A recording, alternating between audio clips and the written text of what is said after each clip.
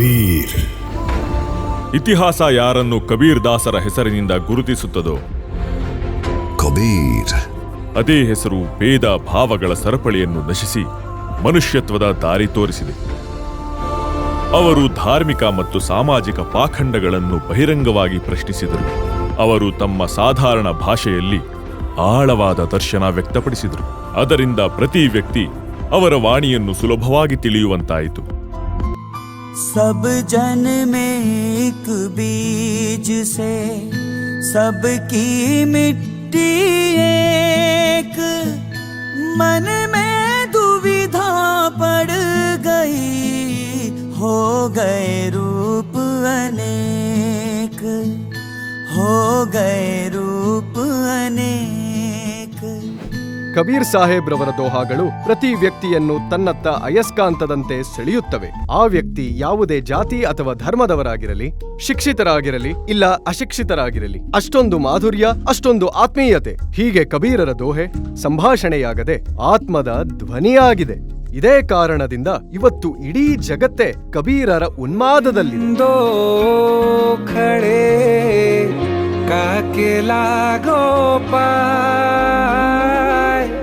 बलिहारी गुरु आपने गोविंद दियो बताए कबीरा, गोविंद दियो बताए.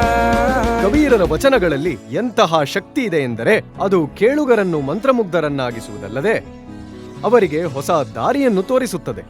ಅವರ ದೋಹೆ ಇವತ್ತಿಗೂ ನಮ್ಮ ಬದುಕಿನ ಅಂಗವಾಗಿದೆ. ಹಾಗೆ ನಮ್ಮನ್ನು ಸತ್ಯದ ಪಥದಲ್ಲಿ ಸಾಗಲು ಪ್ರೇರೇಪಿಸುತ್ತವೆ. ಬನ್ನಿ, ನಾವಿಂದು ಯಾವ ಮಹಾನ್ ವ್ಯಕ್ತಿತ್ವವನ್ನು ಕಬೀರ್ ಎನ್ನುತ್ತಾರೋ ಅವರು ಈ ಪೃಥ್ವಿಯ ಮೇಲೆ ಕಳೆದ ಕ್ಷಣಗಳ ಪುಟಗಳನ್ನು ಮತ್ತೊಮ್ಮೆ ಮೆಲಕು ಹಾಕಿ ನೋಡೋಣ. कबीर वैद मुआ रोगी मुआ मुआ सब संसार एक कबीरा नाम हुआ देह नाही रोवन. ಇಂದು ಜಗತ್ತಿನ ಯಾವ ಮೂಲೆಯನ್ನಾದರೂ ನೋಡಿ, ಮಾನವ ಜೀವನಕ್ಕೆ ಸ್ಫೂರ್ತಿಯ ಮೂಲವಾದ ಆ ಮಹಾಪುರುಷ ಕಬೀರ್ ಸಾಹೇಬರ ಗುಣಗಾನ ಮಾಡುತ್ತಾ ಜನ ದಣಿಯುವುದಿಲ್ಲ. ನೀವು ನನ್ನನ್ನು ಕೇಳೋದಾದ್ರೆ ಪೂರ್ತಿ ಇಂಡಿಯನ್ ಹಿಸ್ಟ್ರಿಯಲ್ಲೇ ಒಬ್ಬ ವ್ಯಕ್ತಿಯ ಕಾಲಿಗೆ ಬೀಳೋ ಹಾಗಿದ್ರೆ ನಾನು ಕಬೀರ್ ದಾಸರನ್ನ ಆರಿಸ್ಕೋತೀನಿ. ಜಗತ್ತಿನ ಉತ್ಕೃಷ್ಟ ಅತಿ ದೊಡ್ಡದಾದ ಯೂನಿವರ್ಸಿಟಿಗಳು ಇವತ್ತು ಸಂತ ಕಬೀರ್ ವಾಣಿಯ ಬಗ್ಗೆ ರಿಸರ್ಚ್ ಮಾಡ್ತಿದೆ. ಕಬೀರರ ಚಮತ್ಕಾರ ಹೇಗಂದ್ರೆ ಅವರು ನಮ್ಮ ಹೃದಯವನ್ನು ಒಂದು ಬಟ್ಟಲಿನ ಹಾಗೆ ತೆರೆದು ದಿವ್ಯ ಪ್ರೇಮಕ್ಕೆ ಆಮಂತ್ರಣ ಕೊಡುತ್ತಾರೆ. ಇದು ಅತ್ಯಂತ ಸುಂದರ ಮತ್ತು ಪ್ರಭಾವಿ ಶೈಲಿ. ಯಾಕಂದ್ರೆ ಇದು ಸುಖದಾಯಕ. ನಮಗೆ ನಮ್ಮ ತಂದೆ ತಾಯಿಂದಲೂ ಪ್ರೀತಿ ಸಿಗದಿದ್ದಾಗ ನಾವು ಮತ್ತೆ ನಮ್ಮ ಪರಮ ತತ್ವದ ಜೊತೆ ಸಂಪರ್ಕ ಬೆಳೆಸ್ತೀವಿ. ಅದಕ್ಕೆ ನಾನು ಅತ್ತೆ. ನಾನಿಲ್ಲಿದ್ದಾಗ ತುಂಬಾ ಕಣ್ಣೀರು ಹಾಕ್ತಾ ಇದ್ದೀನಿ. ನಾನ್ ಕಂಡಂತೆ ಬೇರೆಯವರ ಕಣ್ಣಲ್ಲೂ ಕಂಬನಿ ಇರುತ್ತೆ. ಆಡಂಬರ ಬಯಸೋದು ಆಡಂಬರಕ್ಕಾಗಿ ಹವಣಿಸೋ ಜನ. ಅವರು ಕಬೀರರ ಬಗ್ಗೆ ಕಬೀರ್ ನಮ್ಮನ್ನ ನಾಶ ಮಾಡ್ದ ಅಂತಾರೆ. ಕಬೀರ್ ಆಡಂಬರವಾದದ ವಿರುದ್ಧ ಇದ್ರು, ಸನಾತನ ಧರ್ಮದ ವಿರುದ್ಧ ಯಾವತ್ತೂ ಧ್ವನಿ ಎತ್ತಿಲ್ಲ. ಅವರು ಕಬೀರನ ವರ್ಣನೆಯಲ್ಲಿ ಏನ್ ಹೇಳ್ತಾರೆ ಅಂದ್ರೆ, ಕಬೀರ್ ಹೆಸರಿನ ವ್ಯಕ್ತಿ ಈ ಕಲಿಯುಗದಲ್ಲಿ ಹುಟ್ಟದೆ ಹೋಗಿದ್ರೆ ವೇದ, ಲೋಕ ಮತ್ತು ಕಲಿಯುಗ ಮೂರೂ ಸೇರ್ಕೊಂಡು ಭಕ್ತಿಯನ್ನ ಪ್ರಪಾತದ ಆಳಕ್ಕೆ ತಳ್ಳಿರೋರು. ಕಲಿಯುಗದಲ್ಲಿ ಭಕ್ತಿ ಉಳ್ಕೊಂಡಿದೆ ಅಂದ್ರೆ ಅದು ಕಬೀರರಿಂದ ಉಳ್ಕೊಂಡಿದೆ. ಅದೇ ನಮ್ಮ ಕಾಶಿಯ ನೇಕಾರ. कहे कबीरा सुन ले रे बंदे, भटक मरो ना कोए, भटक मरो ना कोए. ಎಷ್ಟೋ ವ್ಯಕ್ತಿಗಳಿಗೆ ತಮ್ಮ ಜೀವನದಲ್ಲಿ ಕಬೀರ್ ಸಾಹೇಬರು ಭಗವಂತನ ಪರ್ಯಾಯವಾಗಿದ್ದಾರೆ. ಅಂಥವರಲ್ಲಿ ಒಬ್ಬ ವಿಶ್ವ ಪ್ರಸಿದ್ಧ ಪಾಕಿಸ್ತಾನಿ ಸೂಫಿ ಗಾಯಕ ಗುಲಾಂ ಫರುದ್ದೀನ್ ಅಯಾಜ್ ಅಲ್ ಹುಸೇನ್ ಜಿ ಅವರು, ಅವರ ಜೀವನದ ಆಧಾರವೇ ಕಬೀರ್ ಜಿ ಆಗಿದ್ರು.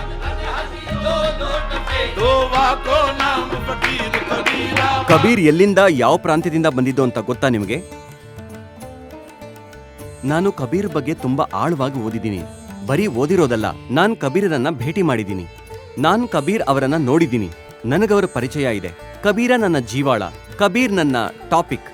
ನಾನು ಕಬೀರ್ ಬಗ್ಗೆ ಯಾವುದೇ ಬಾರ್ಗೇನಿಂಗ್ ಮಾಡೋದಕ್ಕೆ ತಯಾರಿಲ್ಲ. ಕಬೀರ್ ಏನಿದ್ದಾರೆ ಸರ್ವೋಚ್ಚವಾಗಿರೋ ಪರಿಶುದ್ಧ ನಗ್ನ ಕರವಾಳ. ಕಬೀರ್ ಯಾವ ಕಾಂಪ್ರಮೈಸು ಮಾಡ್ಕೊಳ್ಳಿಲ್ಲ. ಕಬೀರ್ ಏನ್ ನೋಡಿದ್ರೋ ಅದನ್ನೇ ಹೇಳಿದ್ರು. ಅವ್ರು ಯಾವ ಸತ್ಯ ನೋಡಿದ್ರೋ ಅದನ್ನೇ ಹೇಳಿದ್ರು. ಅದನ್ನ ಬಿಟ್ಟು ಬೇರೇನು ಹೇಳಲಿಲ್ಲ. हद हद टपे सो औलिया और बेहद टपे सो पीर, हद हद टपे सो और बेहद टपे सो पीर, हद अनहद दोनों टपे सो वाको नाम फकीर कबीरा, वाको नाम फकीर कबीरा, वाको नाम फकीर। ಕಬೀರರ ಕೃತಿಗಳನ್ನ ಕಲೆ ಹಾಕಿ ತಯಾರಾದ ಗ್ರಂಥ ಏನಿದೆ ಅದು ಕಬೀರ್ ಬೀಜಕ್ಕೆಂದೇ ಖ್ಯಾತಿಯಾಗಿದೆ. ನಾನು ಅದರ ಅಧ್ಯಯನ ಮಾಡಿದಷ್ಟು ಅದರಲ್ಲಿ ಅವರು ತಮ್ಮ ವಾಣಿಗಳಲ್ಲಿ ವರ್ಣಿಸಿದ ಸಾಕಿ, ಶಬದ್ ಮತ್ತು ರಮೇನಿಗಳ ರೂಪದಲ್ಲಿ ಒಬ್ಬ ಸರ್ವೋಚ್ಚ ಶಕ್ತಿಶಾಲಿ ಸಚ್ಚಿದಾನಂದ ಘನಬ್ರಹ್ಮನ ಉಲ್ಲೇಖ ಮಾಡಿದ್ದಾರೆ. ಅದು ಅದ್ವಿತೀಯ, ಅನನ್ಯ ಮತ್ತು ಅವರ್ಣನೀಯ. ಜಗತ್ತಿನಲ್ಲಿ ಕಬೀರರನ್ನ ಯಾರು ಯಾವ ರೂಪದಲ್ಲಿ ಅರ್ಥೈಸಿಕೊಂಡ್ರೋ ಅದೇ ರೂಪದಲ್ಲಿ ಅವರ ಜೀವನದ ಆಧಾರವಾದರು. ಸಾಹಿತ್ಯಕಾರರಿಗೆ ಕವಿಯಾಗಿದ್ರು, ಸೂಫಿಗಳಿಗೆ ಖುದ, ಸಂತರ ಭಗವಂತರಾಗಿದ್ರು. ಆದ್ರೆ ಅವರು ತಮ್ಮ ವಾಣಿಗಳಲ್ಲಿ ಯಾವ ಚಿರಂತನ, ಅನಾದಿ, ಅನಂತ, ಸರ್ವಶಕ್ತ ಪೂರ್ಣ ಬ್ರಹ್ಮ ಪರಮಾತ್ಮನ ಬಗ್ಗೆ ಜಗತ್ತಿಗೆ ತಿಳಿಸ್ಕೊಡ್ತಿದ್ರೋ ಅವರಿಂದ ಸಮಸ್ತ ಜನಸಾಗರ ನನ್ನ ಪ್ರಕಾರ ಅಪರಿಚಿತರಾಗಿದ್ರು. ಈ ಅಲೌಕಿಕ ಜ್ಞಾನವನ್ನ ಅವರ ಹೊರತಾಗಿ ಜಗತ್ತಲ್ಲಿ ಯಾರಿಗೂ ತಿಳಿಸ್ಕೊಡೋದಕ್ಕೆ ಆಗ್ತಿರ್ಲಿಲ್ಲ. ಉದಾಹರಣೆಗೆ ಅವರೊಂದು ವಾಣಿ. एक राम दशरथ का बेटा, एक राम घट घट में लेटा, एक राम ने जगत पसारा, एक राम इन सब से न्यारा। चारों को छोड़ जो पंचम को ध्यावे, कहें कबीर वो हम तक आवे। ಏನು 5ನೇ ರಾಮನ ಉಲ್ಲೇಖವಿದೆ. ಈ 5ನೇ ರಾಮನ ಉಲ್ಲೇಖ ಕಬೀರ್ ಸಾಹೇಬರ ಹೊರತಾಗಿ ಜಗತ್ತಿನಲ್ಲಿ ಇನ್ಯಾರೂ ಮಾಡಲ್ಲ. ಇದರ ಅರ್ಥ ಯಾವುದೋ ಒಂದು ರಹಸ್ಯಮಯ ತತ್ವಜ್ಞಾನ ಅವಶ್ಯವಾಗಿದೆ. ಅದು ಕಬೀರ್ ಸಾಹೇಬರ ಹೊರತಾಗಿ ಈ ಭೂಮಿಯ ಮೇಲೆ ಯಾರ ಬಳಿಯೂ ಇರಲಿಲ್ಲ, ಯಾರ ಬಳಿಯೂ ಕೂಡ. ಅವರು ಹಿಂದಿಯ ಪ್ರಥಮ ಜನಕವಿ, ಮಹಾಕವಿ ಅಂತಲೇ ಹೇಳಬೇಕು. ಹಿಂದಿ ಭಾಷೆಗೆ ಒಂದು ಸಾಹಿತ್ಯದ ದರ್ಜೆ ಕೊಡಿಸಿಕೊಟ್ಟ ಉತ್ಕೃಷ್ಟ ಮೇರು ಕವಿ ಕಬೀರ್ ದಾಸರೇ ಪ್ರಥಮ ಕವಿ. ಅದಕ್ಕಿಂತ ಮೊದಲು ಹಿಂದಿಗೆ ಲೋಕಭಾಷೆಯ ಮಾನ್ಯತೆ ಇತ್ತು. ಆದರೆ ಕಬೀರರಂತಹ ಒಬ್ಬ ಕವಿ ತಮ್ಮ ವರ್ಚಸ್ಸಿನಿಂದ ಹಿಂದಿಗೆ ಒಂದು ಸಾಹಿತ್ಯಿಕ ಭಾಷೆಯ ದರ್ಜೆ ಕೊಡಿಸಿದ್ರು. ಅದು ಅತ್ಯಂತ ಸರಳ, ಸಹಜವಾಗಿ ಅರ್ಥವಾಗುವಂತಹ ಭಾಷೆಯಲ್ಲಿ. ಆ ಭಾಷೆ ಹೇಗೆ ರೂಪುಗೊಳ್ತು ಅಂದ್ರೆ, ನೀವು ಗಮನಿಸಿದ್ರೆ ಎಷ್ಟೋ ಸಂಪ್ರದಾಯಗಳಲ್ಲಿ ಅದನ್ನ ಧಾರ್ಮಿಕ ಉಪದೇಶದ ಹಾಗೆ ಗ್ರಹಿಸಿಕೊಳ್ತಾರೆ. ಗುರುಗ್ರಂಥ ಸಾಹೇಬ್ ಅಂತಹ ಕೃತಿಯಲ್ಲೂ ಸಹ ಎಲ್ಲಕ್ಕಿಂತ ಹೆಚ್ಚಾಗಿ ಕಬೀರರ ವಾಣಿ ಇದೆ. कबीर मेरी सिमरनी रसना ऊपर रामा, आद जुगादी सगल भगत ताको सुख विश्राಮ. ಕಬೀರರ ಕವಿತೆಗಳಲ್ಲಿ, ಅವರ ಶಾಯರಿಯಲ್ಲಿ ಒಂದು ಸೆಳೆತವಿದೆ. ಅಯಸ್ಕಾಂತ ಅದು ತನ್ನತ್ತ ಸೆಳೆಯುತ್ತೆ. ಇದು ಕಬೀರರ ಅತಿ ದೊಡ್ಡ ಶ್ರೇಷ್ಠತೆ. ಇದ್ರಿಂದಲೇ ಕಬೀರ್ ಇಂದಿಗೂ ಜೀವಂತವಾಗಿದ್ದಾರೆ. ಇನ್ನೂ ಅದೆಷ್ಟೋ ಸಾವಿರ ಲಕ್ಷ ವರ್ಷಗಳು ಜೀವಂತರಾಗಿರುತ್ತಾರೆ. ಇಂದು ನಾವು ಜಗತ್ತಿನ ಯಾವುದೇ ಮೂಲೆ ತಲುಪಿದರೂ ಕಬೀರ್ ಸಾಹೇಬರು ಮತ್ತು ಅವರ ನಿಮಿತ್ತ ಸರ್ವೋಚ್ಚ ಶಕ್ತಿಶಾಲಿ ಪರಮಾತ್ಮನ ಬಗೆಗೆ ಹೇಳಲಾದ ಜ್ಞಾನದ ಸುಗಂಧ ಜಗತ್ತಿನ ಮೂಲೆ ಮೂಲೆಯಲ್ಲೂ ಹಬ್ಬಿಕೊಂಡಿದೆ. ಅದರಿಂದ ಯಾರೂ ಕೂಡ ತಮ್ಮನ್ನು ತಾವು ದೂರವಿಡಲಾಗುವುದಿಲ್ಲ. ಬನ್ನಿ, ಅಮೆರಿಕಾದ ಪ್ರಸಿದ್ಧ ಆಧ್ಯಾತ್ಮಿಕ ವಿಚಾರಕ ಮತ್ತು ಕವಿ ರಿಚರ್ಡ್ ಎಗನ್ಬರ್ಗರ್ ಮಾತು ಕೇಳೋಣ. ಕಬೀರ್ಜಿ 15ನೇ ಶತಮಾನದ ಒಬ್ಬ ಗೌರವಾನ್ವಿತ ಭಾರತೀಯದ ರಹಸ್ಯವಾದಿ ಕವಿ ಮತ್ತು ಸಂತರು. ಅವರ ವಾಣಿಗಳಿಂದ ಹಿಂದೂ, ಮುಸಲ್ಮಾನ, ಸಿಖ್ ಸೇರಿದಂತೆ ಸರ್ವ ಧರ್ಮದವರಿಗೂ ಪ್ರೇರಣೆ ನೀಡಿದ್ದಾರೆ. ಅವರ ಲಿಖಿತ ಸುಮಾರು ದೋಹಾಗಳು ಸಿಖ್ಖರ ಪವಿತ್ರ ಗುರುಗ್ರಂಥ ಸಾಹೇಬ್ನಲ್ಲಿ ಉಲ್ಲೇಖಿಸಲಾಗಿದೆ. ಇವರ ಜನ್ಮದ ಬಗೆಗಿನ ವಿವರಣೆಗಳು ಸ್ಪಷ್ಟವಾಗಿವೆ. ಅವರ ಪಾಲನೆ, ಪೋಷಣೆ ಒಂದು ಮುಸ್ಲಿಂ ಕುಟುಂಬದಲ್ಲಾಗಿತ್ತೆಂಬುದು ಜಗಜಾಹೀರು. ನಂತರ ಅವರು ಹಿಂದೂ ಗುರು ರಮಾನಂದರ ಸಂಪರ್ಕದಲ್ಲಿ ಬಂದರು. ಒಬ್ಬ ಸ್ವತಂತ್ರ ವಿಚಾರಕರಾಗಿ ಅವರು ಹಿಂದೂ ಮತ್ತು ಮುಸ್ಲಿಂ ಎರಡೂ ಅನುಯಾಯಿಗಳಿಂದ ಮಾಡಲಾಗುವ ವ್ಯರ್ಥ ಮತ್ತು ಅರ್ಥಹೀನ ಅನುಷ್ಠಾನಗಳ ವಿರುದ್ಧ ಸವಾಲೆತ್ತಿದರು ಮತ್ತು ಧರ್ಮದ ಮಾರ್ಗದಲ್ಲಿದ್ದವರ ಜೊತೆಯಲ್ಲಿ ಮಾತ್ರ ನಿಜವಾದ ಪರಮಾತ್ಮನಿದ್ದಾನೆಂದು ತಾವು ತಿಳಿಸಿದರು. ಆತ ಪ್ರತಿ ಪ್ರಾಣಿಯನ್ನು ತನ್ನ ಸ್ವಂತವೆಂದೇ ಭಾವಿಸುತ್ತಾನೆಂದು ವ್ಯಾಖ್ಯಾನಿಸಿದರು. ಜಗತ್ತಿನ ಪ್ರತಿ ಮೇರು ಸಾಹಿತ್ಯಕಾರರು, ಇತಿಹಾಸಕಾರರು ಕಬೀರರನ್ನ ಭಕ್ತಿ ಕಾಲದ ಅತ್ಯಂತ ಪ್ರಸಿದ್ಧ ಕವಿ ಎಂದು ಭಾವಿಸ್ತಾರೆ. ಸಂತ ಶಿರೋಮಣಿ ಎಂದು ನಂಬ್ತಾರೆ. ಆ ಸಮಯದಲ್ಲಿ ಕಬೀರ್ ಸಾಹೇಬ್ರು ಭೂಮಿ ಮೇಲೆ ಬಂದಾಗ ಆ ಕಾಲಘಟ್ಟವನ್ನೇ ಭಕ್ತಿಯುಗವೆಂದು ಒಪ್ಪಿಕೊಳ್ಳಲಾಗಿದೆ. ಎಲ್ಲಾ ಸಾಹಿತ್ಯಕಾರರು ಅವರ ರಚನೆಗಳನ್ನ ಅಲೌಕಿಕ ಎಂದು ನಂಬ್ತಾರೆ. ಅಲ್ಲದೆ ಕಬೀರ್ ಅವರನ್ನ ಎಲ್ಲರಿಗಿಂತ ಮಹಾನ್ ಎಂದು ನಂಬುತ್ತಾರೆ. ಅಷ್ಟಕ್ಕೂ ಅವರ ಹೆಸರಿನ ಅರ್ಥವೇ ಸರ್ವಶ್ರೇಷ್ಠ. ಎಲ್ಲರಿಗಿಂತ ಮಹಾನ್, ಎಲ್ಲಕ್ಕಿಂತ ಸುಂದರ, ಎಲ್ಲಕ್ಕಿಂತ ಮಿಗಿಲು, ಹಿಂದೆಂದೂ ಇರದವ, ಮುಂದೆ ಬರದವ. ನನ್ನ ದೃಷ್ಟಿಯಲ್ಲಿ ಎಲ್ಲಕ್ಕಿಂತ ಪ್ರಾಮುಖ್ಯ ಆ ಭಕ್ತಿ ಆಂದೋಲನದ ಮಹತ್ವವೇ. ಅವರು ಸನ್ಯಾಸ ಪಂಥದ ವಿರೋಧ ಮಾಡಿದ್ರು. ಅವರು ಹೇಳಿದ್ರು, ನೀವು ನಿಮ್ಮ ಕೆಲಸ ಮಾಡಿಕೊಂಡೂ ಕೂಡ ಈಶ್ವರನ ಸಾಮೀಪ್ಯ ಸಾಧಿಸಬಹುದು ಅಂತ. ಮನಸ್ಸಿನಲ್ಲಿ ಭಾವನೆ ಚೆನ್ನಾಗಿರ್ಬೇಕು ಮತ್ತು ನಿಮ್ಮ ಜೀವನ ಶೈಲಿ ಸರಳವಾಗಿರ್ಬೇಕು. ಕಬೀರರು ಜೀವನ ಪರ್ಯಂತ ಬಟ್ಟೆ ನೇಯ್ಯೋ ಕೆಲಸ ಮಾಡ್ತಾ ಇದ್ರು. ಅವರು ಯಾವತ್ತೂ ಸಹ ಕೆಲಸ ಮಾಡೋದನ್ನ ನಿಲ್ಲಿಸಲಿಲ್ಲ. ವಾಸ್ತವದಲ್ಲಿ ಕಬೀರ್ ಸಾಹೇಬರು ಯಾರು? ಅವರ ಮೋಡಿ ಇಂದಿಗೂ ಹೀಗೆ ಜಗತ್ತಿನ ಪ್ರತಿ ಮನೆಗಳಲ್ಲೂ ಮನೆ ಮಾಡಿದೆ. ಅವರಿಲ್ಲದೆ ಎಲ್ಲವೂ ಅಪೂರ್ಣ. ಕವಿಗಳ ಕವಿತೆಗಳು, ಸಂತರ ಸತ್ಸಂಗ, ಭಜನೆಗಳು, ಗೀತೆಗಳು, ಪ್ರತಿ ಆಯಾಮದಲ್ಲೂ ಕಬೀರರ ಅವಶ್ಯಕತೆ ಇರುತ್ತೆ. ಇದಕ್ಕಾಗಿಯೇ ನಮಗೂ ಕಬೀರರನ್ನು ಸಂಪೂರ್ಣವಾಗಿ ಅರಿತುಕೊಳ್ಳಬೇಕಾದ ಅವಶ್ಯಕತೆ ಬಂತು. ಕಬೀರರ ಪ್ರಭಾವವಿಲ್ಲದ ಯಾರೊಬ್ಬರೂ ಇಲ್ಲದಿರುವಂತಹ ವಿಶೇಷತೆ ಅವರಲ್ಲೇನಿದೆ? ಈ ಪರ್ಯಟನೆಯ ಅಂಗವಾಗಿ ನಮ್ಮ ಅನ್ವೇಷಣೆಯಲ್ಲಿ ನಮಗೊಂದು ಪುಸ್ತಕ ಸಿಕ್ತು, ಕಬೀರ್ ಪರಮೇಶ್ವರ್. ಪುಸ್ತಕದ ಶೀರ್ಷಿಕೆಯ ಜಂಘಾಬಲ ಉಡುಗಿಸುವಂತಿತ್ತು. ಇದರಲ್ಲಿ ಕಬೀರ್ ಜಿಯವರನ್ನೇ ಈಶ್ವರ ಎಂದು ಹೇಳಲಾಗಿದೆ. 14ನೇ ಶತಮಾನದಿಂದ 21ನೇ ಶತಮಾನದವರೆಗೂ 600 ವರ್ಷಗಳ ಈ ಕಾಲಘಟ್ಟದಲ್ಲಿ ಯಾರೊಬ್ಬರು ಸಾರ್ವಜನಿಕವಾಗಿ ಕಬೀರ್ ಜಿಯವರನ್ನ ಭಗವಂತನೆಂದು ಸಾರುವ ಒಂದೇ ಒಂದು ರಿಸರ್ಚ್ ಕೂಡ ನಮ್ಮ ಕೈಗೆಟುಕಲಿಲ್ಲ. ಆದರೆ ಈ ಪುಸ್ತಕದಲ್ಲಿ ಸಾಕ್ಷಿ ಪುರಾವೆಗಳೊಂದಿಗೆ 100ಕ್ಕೆ 100ರಷ್ಟು ಕಬೀರ್ ಸಾಹೇಬರು ಸಾಕ್ಷಾತ್ ದೇವರೆಂದು ವಾದ ಮಾಡಲಾಗಿದೆ. ಅಷ್ಟಕ್ಕೂ ಈ ಪುಸ್ತಕದಲ್ಲಿ ಅಂಥದ್ದೇನಿದೆ, ಬನ್ನಿ ನಾವು ತಿಳಿದುಕೊಳ್ಳೋಣ. ಜ್ಯೇಷ್ಠ ಮಾಸದ ಶುಕ್ಲ ಪೂರ್ಣಮಿಯ ದಿನ ವಿಕ್ರಮಿ ಸಂವತ್ಸರ 1455 ಈಸವಿ 1398 ಸೋಮವಾರ ಬ್ರಹ್ಮ ಮುಹೂರ್ತವು ಸೂರ್ಯೋದಯಕ್ಕಿಂತ ಸುಮಾರು 1.5 ಗಂಟೆ ಮೊದಲು ಆರಂಭವಾಗುತ್ತದೆ. ಆ ಸಮಯ ಸ್ನಾನಕ್ಕಾಗಿ ಹೊರಟಿದ್ದರು. ನೀಮಾ ದಾರಿಯಲ್ಲಿ ಹೋಗುತ್ತಾ ಭಗವಂತ ಶಂಕರನಲ್ಲಿ ಪ್ರಾರ್ಥಿಸುತ್ತಾ ಹೀಗೆಂದಳು, ಹೇ ದೀನನಾಥ, ನೀವು ನಿಮ್ಮ ದಾಸರಿಗೂ ಒಂದು ಶಿಶುವನ್ನು ನೀಡಿರಿ. ನಿಮ್ಮ ದರಬಾರಿನಲ್ಲಿ ಕೊರತೆ ಇಲ್ಲವಲ್ಲ ಪ್ರಭು. ನಮ್ಮ ಜೀವನವು ಸಫಲವಾಗುತ್ತದೆ. ಜಗತ್ತಿನ ಉಪಹಾಸವನ್ನು ಕೇಳಿ ಮನಸ್ಸು ತುಂಬಾ ದುಃಖಿಯಾಗುತ್ತದೆ. ನಾನು ಮಾಡಿದ ಯಾವ ಪಾಪದ ಫಲವೇ ಈ ಜನ್ಮದಲ್ಲಿ ನನಗೆ ಸಂತಾನ ಪ್ರಾಪ್ತಿ ಇಲ್ಲದಂತೆ ಮಾಡಿದೆ? ನಮ್ಮ ಪಾಪಗಳನ್ನು ಕ್ಷಮಿಸಿ ಪ್ರಭು, ನಮಗೂ ಒಂದು ಮಗುವನ್ನು ನೀಡಿರಿ. ಇಷ್ಟು ಹೇಳಿ ನೀಮಾ ಬಿಕ್ಕಿ ಬಿಕ್ಕಿ ಅಳಲು ಆರಂಭಿಸಿದಳು. ಆಗ ನೀರು ಅವಳಿಗೆ ಧೈರ್ಯ ನೀಡುತ್ತಾ ಹೀಗೆಂದನು, ಹೇ ನೀಮಾ, ನಮ್ಮ ಭಾಗ್ಯದಲ್ಲಿ ಸಂತಾನವಿಲ್ಲ. ನಮ್ಮ ಭಾಗ್ಯದಲ್ಲಿ ಸಂತಾನವಿದ್ದಿದ್ದರೆ ಪ್ರಭು ಶಿವನು ಅವಶ್ಯ ಮಗುವನ್ನು ನೀಡುತ್ತಿದ್ದರು. ನಿನ್ನ ನಿರಂತರ ಅಳುವು ನನ್ನಿಂದ ಸಹಿಸಲಾಗುವುದಿಲ್ಲ.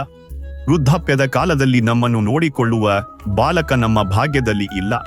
ನೀನು 10 ಕಣ್ಣುಗಳನ್ನು ಹಾಳು ಮಾಡಿಕೊಳ್ಳಬೇಡ. ಇಷ್ಟು ಹೇಳಿ ನೀರುವಿನ ಕಣ್ಣಲ್ಲಿ ನೀರು ಬಂತು. ಈ ರೀತಿ ಪ್ರಭುವಿನ ಚರ್ಚೆ ಮತ್ತು ಮಗುವಿನ ಪ್ರಾಪ್ತಿಗಾಗಿ ಪ್ರಾರ್ಥನೆ ಮಾಡುತ್ತಾ ಅದೇ ಲಹರ್ತಾರ ಸರೋವರಕ್ಕೆ ತಲುಪಿದರು. ಮೊದಲು ನೀಮಾ ಸರೋವರದಲ್ಲಿ ಪ್ರವೇಶಿಸಿದಳು. ನಂತರ ನೀರು ಸರೋವರದಲ್ಲಿ ಸ್ನಾನಕ್ಕಾಗಿ ಪ್ರವೇಶಿಸಿದನು. ಮುಂಜಾನೆಯ ಕತ್ತಲು ಬೇಗನೆ ಬೆಳಕಿಗೆ ತಿರುಗಿತು. ನೀಮಾ ಸ್ನಾನ ಮುಗಿಸಿದಾಗ ಕತ್ತಲೆ ಇತ್ತು. ಆದರೆ ಬಟ್ಟೆ ಬದಲಿಸಿಕೊಂಡು ಸ್ನಾನಕ್ಕಾಗಿ ಧರಿಸಿದ ಬಟ್ಟೆ ತೊಳೆಯಲು ಪುನಃ ಸರೋವರದ ಬಳಿ ಹೋದಳು. ಆಗ ನೀರು ಸರೋವರದಲ್ಲಿ ಸ್ನಾನ ಮಾಡುತ್ತಾ ಶರೀರವನ್ನು ಚೆನ್ನಾಗಿ ತೊಳೆದುಕೊಳ್ಳುತ್ತಿದ್ದ. ಆಗ ನೀಮಾಳ ಕಣ್ಣಿಗೆ ಒಂದು ಕಮಲದ ಹೂ ಮೇಲೆ ಏನೋ ಅಲುಗಾಡುತ್ತಿರುವುದು ಕಾಣಿಸಿತು. ಪ್ರಾರಂಭದಲ್ಲಿ ಅದು ಕಮಲದ ಹೂ ಮೇಲೆ ಹೆಡೆ ಎತ್ತಿಕೊಂಡು ಕುಳಿತಿರುವ ಸರ್ಪವೆಂದು ಭಾಸವಾಯಿತು. ಇದು ನನ್ನ ಗಂಡನನ್ನು ಕಚ್ಚಬಹುದೆಂದು ಗಮನವಿಟ್ಟು ನೋಡಿದ ನೀಮಾ ಸರ್ಪ ಅಲ್ಲ, ಅದು ಒಂದು ಶಿಶುವೆಂದು ಗುರುತಿಸಿದಳು. ಆ ಶಿಶು ತನ್ನ ಒಂದು ಕಾಲನ್ನು ಬಾಯಿಗೆ ಹಾಕಿಕೊಂಡು ಇನ್ನೊಂದು ಕಾಲನ್ನು ಅಲುಗಾಡಿಸುತ್ತಿತ್ತು. ನೋಡಿ, ಕಮಲದ ಹೂವಿನ ಮೇಲೆ ಒಂದು ಶಿಶು ಮಲಗಿದೆ, ಅದು ನೀರಿನಲ್ಲಿ ಮುಳುಗಬಹುದು ಎಂದು ನೀಮಾ ತನ್ನ ಗಂಡನಿಗೆ ಉಚ್ಚ ಸ್ವರದಲ್ಲಿ ಹೇಳಿದಳು. ಆದರೆ ನೀರು ಸ್ನಾನ ಮಾಡುವಾಗ ಆ ಕಡೆ ಗಮನಹರಿಸದೆ ಉತ್ತರಿಸಿದನು, ನೀಮಾ, ಮಕ್ಕಳ ಆಸೆ ನಿನ್ನನ್ನು ಹುಚ್ಚಿಯನ್ನಾಗಿ ಮಾಡಿದೆ. ಈಗ ನಿನಗೆ ನೀರಿನಲ್ಲಿಯೂ ಮಗು ಕಾಣಿಸುತ್ತಿದೆ. ನೀಮಾ ಮತ್ತಷ್ಟು ಜೋರಾಗಿ ಹೇಳಿದಳು, ನಾನು ನಿಜವಾಗಿಯೂ ಹೇಳುತ್ತಿದ್ದೇನೆ, ನೋಡಿ, ನಿಜವಾಗಿಯೂ ಕಮಲದ ಹೂವಿನ ಮೇಲೆ ಒಂದು ಶಿಶು ಮಲಗಿದೆ. ನೋಡಿ, ಅಲ್ಲಿ ನೋಡಿ. ನೀಮಾಳ ಧ್ವನಿಯಲ್ಲಿ ಪರಿವರ್ತನೆ ಹಾಗೂ ಅಧಿಕ ಆಸಕ್ತಿ ನೋಡಿ ನೀರು ಆ ಕಡೆ ನೋಡಿದ. ನೀಮಾ ಸಂಕೇತ ಮಾಡುವಲ್ಲಿ ಕಮಲದ ಹೂವಿನ ಮೇಲೆ ನವಜಾತ ಶಿಶು ಮಲಗಿದ್ದನ್ನು ನೋಡಿ ತಕ್ಷಣವೇ ನೀರು ಕಮಲದ ಹೂವಿನೊಂದಿಗೆ ಆ ಶಿಶುವನ್ನು ಎತ್ತಿ ತನ್ನ ಹೆಂಡತಿಗೆ ನೀಡಿದನು. ನೀಮಾ ಪರಮೇಶ್ವರ ಕಬೀರರನ್ನು ಎದೆಗಪ್ಪಿಕೊಂಡಳು, ಮುಖ ಚುಂಬಿಸಿದಳು, ಮುದ್ದು ಮಾಡಿದಳು. ಆ ಪರಮೇಶ್ವರನನ್ನು ಪಡೆಯಲು ಋಷಿ ಮುನಿಗಳು ಜೀವನ ಪೂರ್ತಿ ಶಾಸ್ತ್ರ ವಿರುದ್ಧ ಸಾಧನೆ ಮಾಡಿದರು, ಅವರಿಗೆ ಸಿಗಲಿಲ್ಲ. ಅದೇ ಪರಮೇಶ್ವರ ಭಕ್ತೆ ನೀಮಾಳ ಮಡಿಲಲ್ಲಿ ಆಡುತ್ತಿದ್ದರು. ಯಾವ ಶಾಂತಿದಾಯಕ ಪರಮೇಶ್ವರನನ್ನು ಆನಂದದ ಪ್ರಾಪ್ತಿಗಾಗಿ ಪ್ರಾಪ್ತ ಮಾಡುವ ಇಚ್ಛೆಯಿಂದ ಸಾಧನೆ ಮಾಡಲಾಗುತ್ತದೆ, ಆ ಪರಮೇಶ್ವರನನ್ನು ನೀಮಾ ಎದೆಗಪ್ಪಿಕೊಂಡಿದ್ದಳು. ಮೇಲಿನ ಘಟನೆಯ ಪ್ರತ್ಯಕ್ಷದರ್ಶಿ ಪ್ರತಿದಿನದಂತೆ ಜ್ಯೇಷ್ಠ ಮಾಸದ ಪೂರ್ಣಿಮೆಯ ವಿಕ್ರಮಿ ಸಂವತ್ಸರ 1455 ಇಸವಿ 1398 ಸೋಮವಾರದಂದು ಅಷ್ಟಾನಂದ ಎಂಬ ಋಷಿ, ಅವರು ಸ್ವಾಮಿ ರಾಮಾನಂದ ಋಷಿಯ ಶಿಷ್ಯರು, ಕಾಶಿನಗರದ ಹೊರಗೆ ನಿರ್ಮಿತ ಲಹರ್ತಾರಾ ಸರೋವರದ ಶುದ್ಧ ನೀರಿನಲ್ಲಿ ಸ್ನಾನ ಮಾಡಲು ಹೋಗಿದ್ದರು. ಬ್ರಹ್ಮ ಮುಹೂರ್ತದ ಸಮಯವಾಗಿತ್ತು. ಬ್ರಹ್ಮ ಮುಹೂರ್ತವು ಸೂರ್ಯೋದಯದ ಸುಮಾರು 1.5 ಗಂಟೆಯ ಮೊದಲು ಇರುವ ಸಮಯ. ಋಷಿ ಅಷ್ಟಾನಂದರು ಲಹರ್ತಾರಾ ಸರೋವರದಲ್ಲಿ ಸ್ನಾನ ಮಾಡಿದರು. ಪ್ರತಿದಿನವೂ ಅಲ್ಲಿಯೇ ಕುಳಿತು ಸ್ವಲ್ಪ ಸಮಯ ಪೂಜೆಯನ್ನು ಮಾಡುತ್ತಿದ್ದರು. ಋಷಿ ಅಷ್ಟಾನಂದರು ಧ್ಯಾನ ಮಾಡಲು ಪ್ರಯತ್ನಿಸುತ್ತಿದ್ದಾಗಲೇ ಅವರು ಆಕಾಶದಿಂದ ಒಂದು ಪ್ರಕಾಶ ಪುಂಜವು ಕೆಳಕ್ಕೆ ಬರುವುದನ್ನು ನೋಡಿದರು. ಅದು ಎಷ್ಟು ಪ್ರಬಲ ಪ್ರಕಾಶವಿತ್ತು ಎಂದರೆ ಋಷಿಯ ಚರ್ಮ ದೃಷ್ಟಿಯು ಸಹಿಸಲಾಗಲಿಲ್ಲ. ಯಾವ ರೀತಿ ಸೂರ್ಯನ ಪ್ರಕಾಶವನ್ನು ಕಣ್ಣುಗಳು ಸಹಿಸಿಕೊಳ್ಳಲಾರವು. ಸೂರ್ಯನ ಪ್ರಕಾಶವನ್ನು ನೋಡಿದ ನಂತರ, ಕಣ್ಣು ಮುಚ್ಚಿದ ನಂತರ ಸೂರ್ಯನ ಆಕಾರ ಕಾಣಿಸುತ್ತದೆ, ಅದರಲ್ಲಿ ಪ್ರಕಾಶ ಅಧಿಕವಾಗಿರುವುದಿಲ್ಲ. ಈ ರೀತಿ ಮೊದಲ ಬಾರಿಗೆ ಪರಮೇಶ್ವರನ ಪ್ರಕಾಶವನ್ನು ನೋಡಿ ಋಷಿಗಳ ಕಣ್ಣು ಮುಚ್ಚಿಕೊಂಡವು. ಮುಚ್ಚಿದ ಕಣ್ಣಿನಲ್ಲಿ ಶಿಶುವನ್ನು ನೋಡಿ ಮತ್ತೆ ಕಣ್ಣುಗಳನ್ನು ತೆರೆಯುವ ಮೂಲಕ ಅಷ್ಟಾನಂದರು ಪ್ರಕಾಶವನ್ನು ಲಹರ್ತಾರಾ ಸರೋವರದಲ್ಲಿ ಇಳಿಯುವುದನ್ನು ನೋಡಿದರು. ಇದರಿಂದ ಇಡೀ ಸರೋವರ ಪ್ರಕಾಶಮಯವಾಯಿತು. ಹಾಗೂ ನೋಡುತ್ತಿದ್ದಂತೆ ಆ ಪ್ರಕಾಶವು ಜಲಾಶಯದ ಒಂದು ಮೂಲೆಯಲ್ಲಿ ಸಮಾಪ್ತವಾಯಿತು. ಋಷಿ ಅಷ್ಟಾನಂದರು ಯೋಚಿಸಿದರು, ಇದೆಂಥ ದೃಶ್ಯವನ್ನು ನಾನು ನೋಡಿದೆ? ಇದು ನನ್ನ ಭಕ್ತಿಯ ಪ್ರತಿಫಲವೋ ಅಥವಾ ದೃಷ್ಟಿ ದೋಷವೋ? ಇದರ ಬಗ್ಗೆ ಗುರುದೇವ ಸ್ವಾಮಿ ರಾಮಾನಂದರ ಬಳಿ ಕೇಳುವೆ. ಹೀಗೆ ಯೋಚಿಸಿ ಋಷಿ ಅಷ್ಟಾನಂದರು ತಮ್ಮ ಶೇಷ ಸಾಧನೆಯನ್ನು ಬಿಟ್ಟು ತಮ್ಮ ಪೂಜ್ಯ ಗುರುಗಳ ಬಳಿ ಹೋದರು. ಸ್ವಾಮಿ ರಾಮಾನಂದರಿಗೆ ಎಲ್ಲಾ ಘಟನೆಯನ್ನು ವಿವರಿಸಿ ಕೇಳಿದರು, ಹೇ ಗುರುದೇವ, ಇದು ನನ್ನ ಭಕ್ತಿಯ ಪ್ರತಿಫಲವೋ ಅಥವಾ ಭ್ರಮೆಯೋ? ನಾನು ಆಕಾಶದಿಂದ ಕೆಳಗೆ ಬರುತ್ತಿರುವ ಪ್ರಕಾಶವನ್ನು ನೋಡಿದೆ, ಆದರೆ ನನ್ನ ಕಣ್ಣುಗಳು ಅದನ್ನು ಸಹನೆ ಮಾಡಲಿಲ್ಲ. ಕಣ್ಣುಗಳು ಮುಚ್ಚಿದಾಗ ಒಂದು ನವಜಾತ ಶಿಶುವನ್ನು ನೋಡಿದೆ. ಮತ್ತೆ ಕಣ್ಣು ತೆರೆದಾಗ ಆ ಪ್ರಕಾಶದಿಂದ ಸಂಪೂರ್ಣ ಸರೋವರವೇ ಪ್ರಕಾಶಮಾನವಾಯಿತು. ನಂತರ ಆ ಪ್ರಕಾಶವು ಸರೋವರದ ಒಂದು ಮೂಲೆಯಲ್ಲಿ ಸೀಮಿತವಾಯಿತು. ನಾನು ಈ ಘಟನೆಯ ಕಾರಣವನ್ನು ತಿಳಿದುಕೊಳ್ಳಲು ನನ್ನ ಸಾಧನೆಯನ್ನು ಮಧ್ಯದಲ್ಲಿ ಬಿಟ್ಟು ನಿಮ್ಮ ಬಳಿಗೆ ಬಂದಿದ್ದೇನೆ.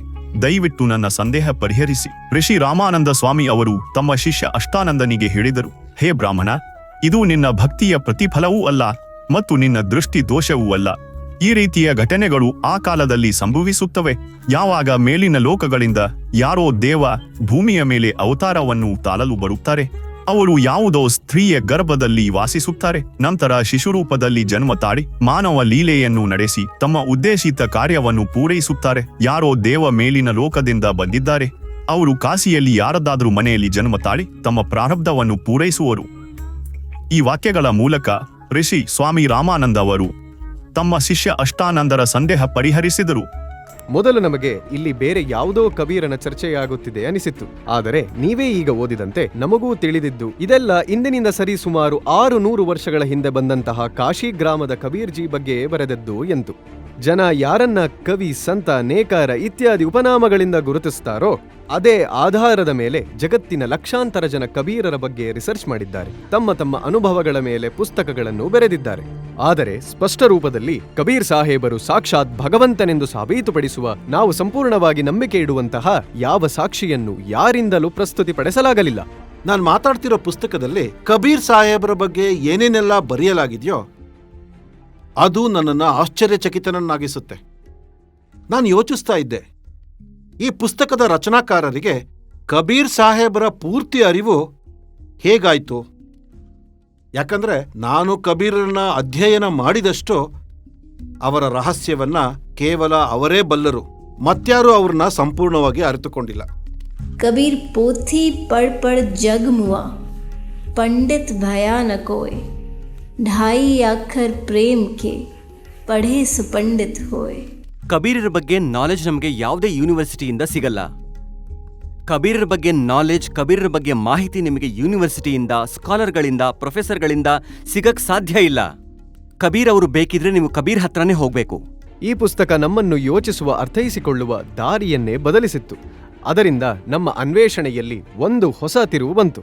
ಈ ಪುಸ್ತಕದಲ್ಲಿ ಉಲ್ಲೇಖಿಸಲಾದ ಸಾಕ್ಷ್ಯಗಳ ಪ್ರಸ್ತುತತೆಯನ್ನು ಪರಿಶೀಲಿಸುವುದಕ್ಕೆ ನಾವು ಉತ್ತರ ಪ್ರದೇಶದ ಪಟ್ಟಣ ಕಾಶಿ ಅಂದರೆ ವಾರಣಾಸಿಗೆ ಹೋಗುವ ನಿರ್ಧಾರ ಮಾಡಿದೆವು. ಮತ್ತೆ ನಮ್ಮ ಟೀಮ್ ಕಾಶಿಗೆ ಹೊರಟು ಹೋಯಿತು. ಕಬೀರರನ್ನು ಅರಿಯುವುದು ಸ್ವಯಂ ಭಗವಂತನನ್ನು ಅರಿತಂತೆ. ಇಲ್ಲಿಯವರೆಗೂ ಕಬೀರರನ್ನು ಸಂಪೂರ್ಣವಾಗಿ ಬಲ್ಲವರು ಕಬೀರರೊಬ್ಬರೇ ಎಂದು ನಾವು ನಂಬಿದ್ದೆವು.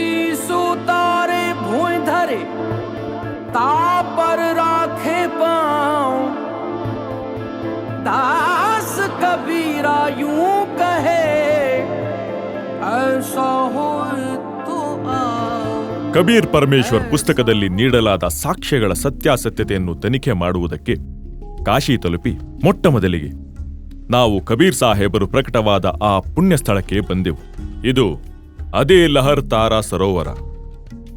ಇಲ್ಲಿ ಕಬೀರ್ ಸಾಹೇಬರು ಕ್ರಿಸ್ತಶಕ 1398ರಲ್ಲಿ ಕಮಲದ ಹೂವಿನ ಮೇಲೆ ನೀರು ಮತ್ತು ನೀಮಾಗೆ ಸಿಕ್ಕಿದ್ದರು. ನೀವೇನಿ ಜಾಗ ನೋಡ್ತಿದ್ದೀರಾ? ಅದು ಲೆಹರ್ತಾರ ಸರೋವರದ ದಂಡೆ. ನಿಮಗಿಲ್ ಕಾಣ್ತಾ ಇರೋ ಸರೋವರದಲ್ಲೇ ಕಬೀರರು ಪ್ರಕಟವಾಗಿದ್ರು. ದಂಡೆಯ ಈ ಬದಿಯಿಂದಲೇ ನೀರು ನೀಮ ಕಬೀರರನ್ನ ಎತ್ಕೊಂಡು ಬಂದಿದ್ರು. ನಾನೀಗ ನಿಮ್ಮನ್ನ ಕರೆದುಕೊಂಡು ಹೋಗ್ತಿರೋದು ಕಬೀರ್ ಸಾಹೇಬರ ಪ್ರಾಚೀನ ದೇವಸ್ಥಾನಕ್ಕೆ. ಅದನ್ನ ವೀರ್ ಸಿಂಗ್ ಬಘೇಲ್ ಕಟ್ಟಿಸಿದ್ರು. ಇಲ್ಲಿ ನಿಮ್ಗೆ ಕಾಣಿಸ್ತಾ ಇದೆಯಲ್ಲ, ಇದನ್ನ ವೀರ್ ಸಿಂಗ್ ಬಘೇಲ್ ಅವರೇ ಆಗಿನ ಕಾಲದಲ್ಲಿ ಕಟ್ಟಿಸಿದ್ರು. ಸರೋವರದಿಂದ ನೀರು ನೀಮ ಕಬೀರ್ ಸಾಹೇಬ್ರನ್ನ ಎತ್ಕೊಂಡು ಬಂದು ಸ್ವಲ್ಪ ಹೊತ್ತು ಇಲ್ಲೇ ಇಟ್ಕೊಂಡಿದ್ರು. ಇಲ್ಲೊಂದು ಬೋರ್ಡ್ ಇದೆ, ಇದ್ರ ಮೇಲೆ ಎಲ್ಲ ಡೀಟೇಲ್ಸ್ ಬರೆದಿದ್ದಾರೆ. ಶ್ರೀ ಸದ್ಗುರು ಕಬೀರ್ ದರ್ಶನ ಸ್ಥಳ. ಇದು ಸದ್ಗುರು ಕಬೀರ್ ಸಾಹೇಬರು ಜ್ಯೇಷ್ಠ ಪೂರ್ಣಿಮೆ ವಿಕ್ರಮ ಸಂವತ್ಸರ 1455 ಕ್ರಿಸ್ತಶಕ 1398ರಲ್ಲಿ ಇಳಿದಿದ್ದರು. ಇದೇ ಜಾಗದಿಂದ ನೀರು ನೀಮ ಇವರನ್ನು ಎತ್ತಿಕೊಂಡು ನೀರುಟೀಲ ನರಹರ್ಪುರ ಇಂದಿನ ಕಬೀರ್ ಚೌರ ಕಾಶಿಗೆ ಕರೆದೊಯ್ದರು. ಈ ಮಂದಿರ ತುಂಬಾ ಪುರಾತನವಾದದ್ದು. ಇದನ್ನು ಆಚಾರ್ಯ ಶ್ರೀ ಗೋಪಾಲ್ ಸಾಹೇಬ್ ಮತ್ತು ರಾಜಾಧಿರಾಜ ವೀರ್ ಸಿಂಗ್ ಬಘೇಲರು ವಿಕ್ರಮ ಸಂವತ್ಸರ 1585 ಮಾಘ ಶುಕ್ಲ ಪಕ್ಷ ನವಮಿಗೆ ಮಾಡಿದ್ದರು. ಇದು ಇಂದಿಗೂ ತನ್ನ ಮೂಲ ರೂಪದಲ್ಲಿಯೇ ಅಸ್ತಿತ್ವದಲ್ಲಿದೆ. ಈ ಸ್ಥಳದ ಉಲ್ಲೇಖವನ್ನು ದೇಶ ವಿದೇಶದ ಅನೇಕ ವಿದ್ವಾನರು ಮಾಡಿದ್ದಾರೆ. ಇದರ ಉತ್ತರ ದಿಕ್ಕಲ್ಲಿ ಕಬೀರ್ ಸ್ತಂಭವಿದೆ. ಅದು ನೀರು ನಿಮ್ಮ ವಿಶ್ರಮಿಸಿದ ಜಾಗ. ಆ ಸ್ಥಳದ ನಿರ್ಮಾಣ ಉತ್ತರ ಪ್ರದೇಶದ ಸರ್ಕಾರದಿಂದ ಮಾಡಿಸಲಾಗಿದೆ. ಮತ್ತಿಲ್ಲಿ ಕಬೀರ್ ಸಾಹೇಬ್ರ ಪ್ರಾಕಟ್ಯ ಸ್ಥಳ ಇದೆ. ಅವರಿಲ್ಲಿಗೆ ಬಂದು ಅವರ ತಂದೆ ತಾಯಿ ಅಂದ್ರೆ ನೀರು ಮತ್ತು ನೀಮ ಮಗುವನ್ನು ಇಲ್ಲಿರಿಸ್ತಿದ್ರು. ಮತ್ತಿದು ನೋಡಿ, ಆ ಕಾಲದ ಪ್ರಾಚೀನ ದೇವಸ್ಥಾನ. ಅಂದಿನ ಕಾಲದಲ್ಲೂ ಇಲ್ಲಿ ಆಶ್ರಮ ಅಸ್ತಿತ್ವದಲ್ಲಿತ್ತು. ಆಗ ಅಷ್ಟಾನಂದ ಅನ್ನುವಂತಹ ಋಷಿ ಇಲ್ಲಿರ್ತಿದ್ರು. ಇದು ಅವರದೇ ಆಶ್ರಮ. ಈ ದೇವಸ್ಥಾನ ತುಂಬಾ ಹಳೇದು. ನೀವೇನ್ ಅಲ್ಲಿ ನೋಡ್ತಿದ್ದೀರಾ ಆ ಸರೋವರ, ಅದು ಲಹರ್ತಾರ. ಗಂಗಾ ಮತ್ತು ವರ್ಣ 80 ಅಂದ್ರೆ ಇದು ಮತ್ತು ಲಹರ್ತಾರನ 4ರ ಮಧ್ಯದಲ್ಲೇನಿದೆ ಅದೇ ಕಾಶಿ. ಮಳೆಗಾಲದಲ್ಲಿ ಗಂಗೆಯ ಅಲೆಗಳು ಹೊರಗೆ ಬರ್ತಾ ಇದ್ವೋ ಆಗ ಈ ಜಾಗ ಸಂಪೂರ್ಣ ತುಂಬಿಕೊಂಡಿರ್ತಿತ್ತು. ಸರ್, ನಮ್ಮ ಪುಸ್ತಕಗಳಲ್ಲಿ ಕಬೀರ ಜೀವನ ಪರಿಚಯ ಬರ್ತದೆ. ಅದರಲ್ಲಿ ಕಬೀರ್ಜಿ ಜನನ ಬ್ರಾಹ್ಮಣ ವಿಧವೆಯ ಗರ್ಭದಿಂದಾದದ್ದು ಎಂದು ಬರೆಯಲಾಗಿದೆ. ಇದ್ರ ಬಗ್ಗೆ ನೀವೇನ್ ಹೇಳ್ತೀರಾ? ಇದು ಶುದ್ಧ ಸುಳ್ಳು. ಇದನ್ನ ಬ್ರಾಹ್ಮಣರು ತಮಗೆ ಬೇಕಾದಂತೆ ಹೆಣೆದಿದ್ದಾರೆ. ಯಾಕಂದ್ರೆ ವಿಧವೆ ಬ್ರಾಹ್ಮಣಳಾಗಿದ್ರೆ ಅವರ ವಂಶ ಇತ್ಯಾದಿಗಳ ಬಗ್ಗೆ ಗೊತ್ತಿರ್ತಿತ್ತು. ಅವರು ಹೀಗ್ಯಾಕೆ ಬಿಟ್ಟು ಹೋಗಿದ್ರು, ಅವರ ಕುಲದ ಬಗ್ಗೆ ಎಲ್ಲಾ ಗೊತ್ತಿರ್ತಿತ್ತು. ಆಗ ಅವರು ನೀರು ನೀಮಾಗೆ ಸಿಕ್ತಿರ್ಲಿಲ್ಲ. ಯಾಕಂದ್ರೆ ಇಲ್ಲಿನ ಮಾನ್ಯತೆ ಹಾಗಿದೆ. ಕಬೀರ್ ಅವರ ಪ್ರಕಟವಾದ ಸ್ಥಳ ಅನ್ನೋ ನಂಬಿಕೆ ಇದೆ. ಅವರ ಕೊನೆಗಾಲದಲ್ಲೂ ಅದೇ ಸ್ಥಿತಿ ಇದ್ದಿದ್ದು. ಅವರು ಕಮಲದ ಹೂವಿನ ಮೇಲೆ ಸಿಕ್ಕಿದ್ದು. ಕೊನೆಗೂ ಅವರು ಕಮಲವೇ ಆದ್ರು. ಅವರ ಡೆಡ್ ಬಾಡಿ ಸಿಗ್ಲಿಲ್ಲ. ಅವರು ಕಾಶಿ ಬಿಟ್ಟು ಮಗರ್. ನಮ್ಮಲ್ಲಿ ಒಂದು ನಂಬಿಕೆ ಇತ್ತು, ಮಗರ್ನಲ್ಲಿ ಸಾಯೋದ್ರಿಂದ ಕತ್ತೆ ಆಗ್ತಾರೆ, ಕಾಶಿಯಲ್ಲಿ ಸಾಯೋದ್ರಿಂದ ಮುಕ್ತಿ ಸಿಗುತ್ತೆ ಅಂತ. ಕಬೀರರು ಅವರು ಈ ಭ್ರಮೆಯನ್ನ ಮುರಿಯೋದಕ್ಕೆ ಕಾಶಿ ತೊರೆದು ಮಗರ್ಗೆ ಹೋದ್ರು. ಅವರು ತಮ್ಮ ಶರೀರವನ್ನ ಅಲ್ಲೇ ತ್ಯಜಿಸಿದ್ರು. ಅಲ್ಲಿಯೂ ಅವರ ಡೆಡ್ ಬಾಡಿ ಸಿಗ್ಲಿಲ್ಲ. ಅಲ್ಲಿಯೂ ಕೂಡ ಹೂಗಳೇ ದೊರೆತವು. ಅಲ್ಲಿ ಹೂವು ಮತ್ತು ಚಾದರ್ ಸಿಕ್ಕಿದ್ದಕ್ಕಾಗಿ ಅಲ್ಲಿ ಹೂವಿನ ಮೇಲೆ ದೇವಸ್ಥಾನ ಕಟ್ಟಲಾಯಿತು. ಅಲ್ಲಿನ ಮುಸಲ್ಮಾನ ಶಾಸಕರಾದ ಬಿಜ್ಲಿ ಖಾನ್ ಪಠಾಣ್ ಅವರು ಮಜಾರ್ ಕಟ್ಟಿಸಿದ್ರು ಮತ್ತು ಅಲ್ಲಿಂದಲೇ ಕೆಲವು ಹೂವುಗಳನ್ನು ತಂದು ಕಬೀರರು ಎಲ್ಲಿರ್ತಿದ್ರೋ ಅಲ್ಲಿಯೂ ಒಂದು ಸಮಾಧಿಯನ್ನ ಕಟ್ಟಲಾಗಿದೆ. ಇಲ್ಲೇನು ಅಷ್ಟಾನಂದರ ವಿವರಣೆ ಬರುತ್ತೆ. ಕಬೀರರು ಪ್ರಕಟವಾದಾಗ ಅಷ್ಟಾನಂದರಿಗೆ ಒಂದು ಪ್ರಕಾಶ ಗೋಚರವಾಗಿತ್ತಂತೆ. ಆ ಅಷ್ಟಾನಂದರು ಇಲ್ಲೇ ಕುಳಿತು ತಪಸ್ಸು ಮಾಡ್ತಿದ್ರು. ಇವತ್ತಿಗೂ ಇಲ್ಲಿ ಅವರ ಅಷ್ಟಾನಂದರ ನೀವಿಲ್ಲಿ ನೋಡಬಹುದು. ಇಲ್ಲಿ ಅವರ ಸಮಾಧಿಯನ್ನ ಮಾಡಲಾಗಿದೆ. ನಾವೀಗ ಇವರಿಂದ ಅದರ ಬಗ್ಗೆ ತಿಳಿದುಕೊಳ್ಳೋಣ. ಸರ್, ಅಷ್ಟಾನಂದರ ಬಗ್ಗೆ ನೀವೇನ್ ಹೇಳ್ತೀರಾ? ಅಷ್ಟಾನಂದರು ಆ ಕಾಲದಲ್ಲಿ ಒಂದು ನಂಬಿಕೆ ಇತ್ತು. ಅವರು ಕಬೀರ್ ಅವರನ್ನ ನೋಡ್ಕೋತಾ ಇದ್ರು. ಒಂದು ರೀತಿಯಲ್ಲಿ ಅವರು ರಕ್ಷಕರಾಗಿದ್ರು.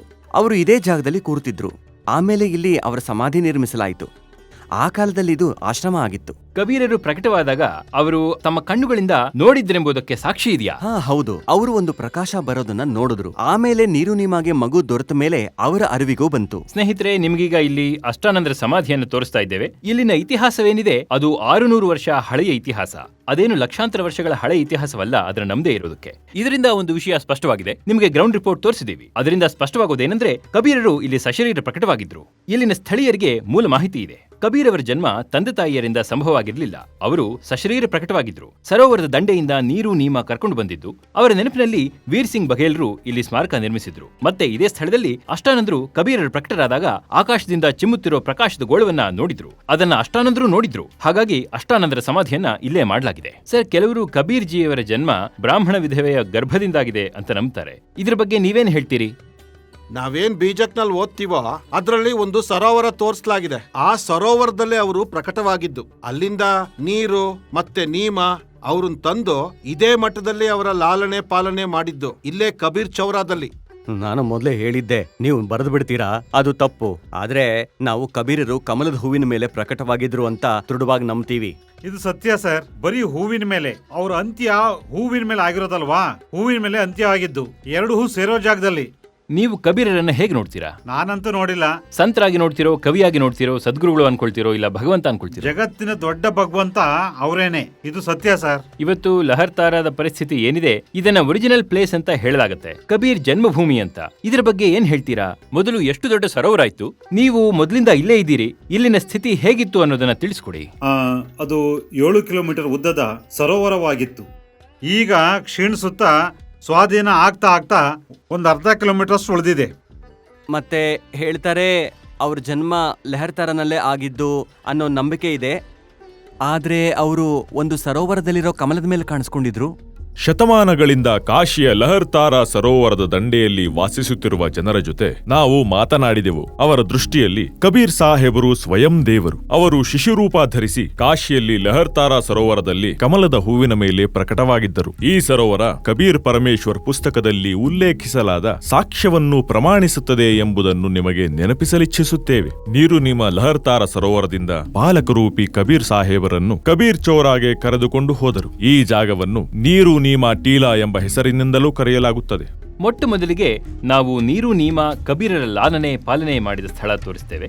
ಈ ಜಾಗ ನೀರು ನೀಮಾ ಟೀಲಾ ದಿಣ್ಣೆ ಎಂಬ ಹೆಸರಿನಿಂದ ಹೆಸರುವಾಸಿಯಾಗಿದೆ. ಇಲ್ಲಿಯೇ ಕಬೀರ್ ಸಾಹೇಬರ ಗುಡಿಸಲಿತ್ತು.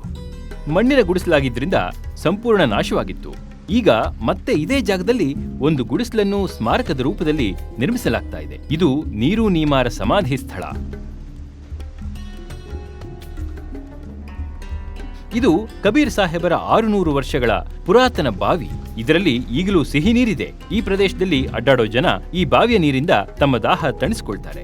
ಇವು ಇತಿಹಾಸದ ಪುಟಗಳ ಎಂತಹ ನೆನಪುಗಳೆಂದರೆ ಇವುಗಳನ್ನು ಅಳಿಸಲು ಅಥವಾ ಮರೆಯಲು ಅಸಾಧ್ಯ. ಅವರು ಸತ್ಪುರುಷರಾಗಿದ್ರು, ಮಹಾಪುರುಷರಾಗಿದ್ರು. ಎಂಥ ಮಹಾಪುರುಷರಾಗಿದ್ರಂದ್ರೆ ಅವರು ಜನರನ್ನ ಸತ್ಯದ ಮಾರ್ಗದತ್ತ ಕರೆದೊಯ್ಯುವ ಕೆಲಸ ಮಾಡ್ತಿದ್ರು. ಕಬೀರ್ಜಿ ನಮ್ಮ ದೇವರನ್ನೋದಂತೂ ನಿಜ. ಯಾಕಂದ್ರೆ ಅವರು ಒಬ್ಬ ಉತ್ತಮ ಮಾರ್ಗದರ್ಶಕರಾಗಿದ್ರು.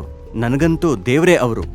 ಕಬೀರ್ ಸಾಹೇಬರ ಜನ್ಮದ ಬಗೆಗಿನ ಸುಳ್ಳು ಊಹಾಪೋಹಗಳು ಮತ್ತು ಕಮಲದ ಹೂವಿನ ಮೇಲೆ ಪ್ರಕಟವಾಗುವ ಸತ್ಯ ಘಟನೆ, ಅನಾದಿ ಕಾಲದಿಂದಲೂ ತೊಡಕಾಗಿರುವ ಈ ಕಗ್ಗಂಟನ್ನು ಬಿಡಿಸುವ ನಮ್ಮ ಈ ಯಾತ್ರೆಯಲ್ಲಿ ಕಣ್ಣಾರೆ ಕಂಡ ಪುರಾವೆಗಳು ಸತ್ಯವನ್ನು ಆಧಾರವೆಂದುಕೊಂಡು ನಾವು ತಲುಪಿದ ನಿಷ್ಕರ್ಷ ಕಬೀರ್ ಸಾಹೇಬರು ಸ್ವಯಂ ದೇವರಾಗಿದ್ದರೆಂಬ ಮಾತನ್ನು ತಳ್ಳಿ ಹಾಕುವುದಿಲ್ಲ.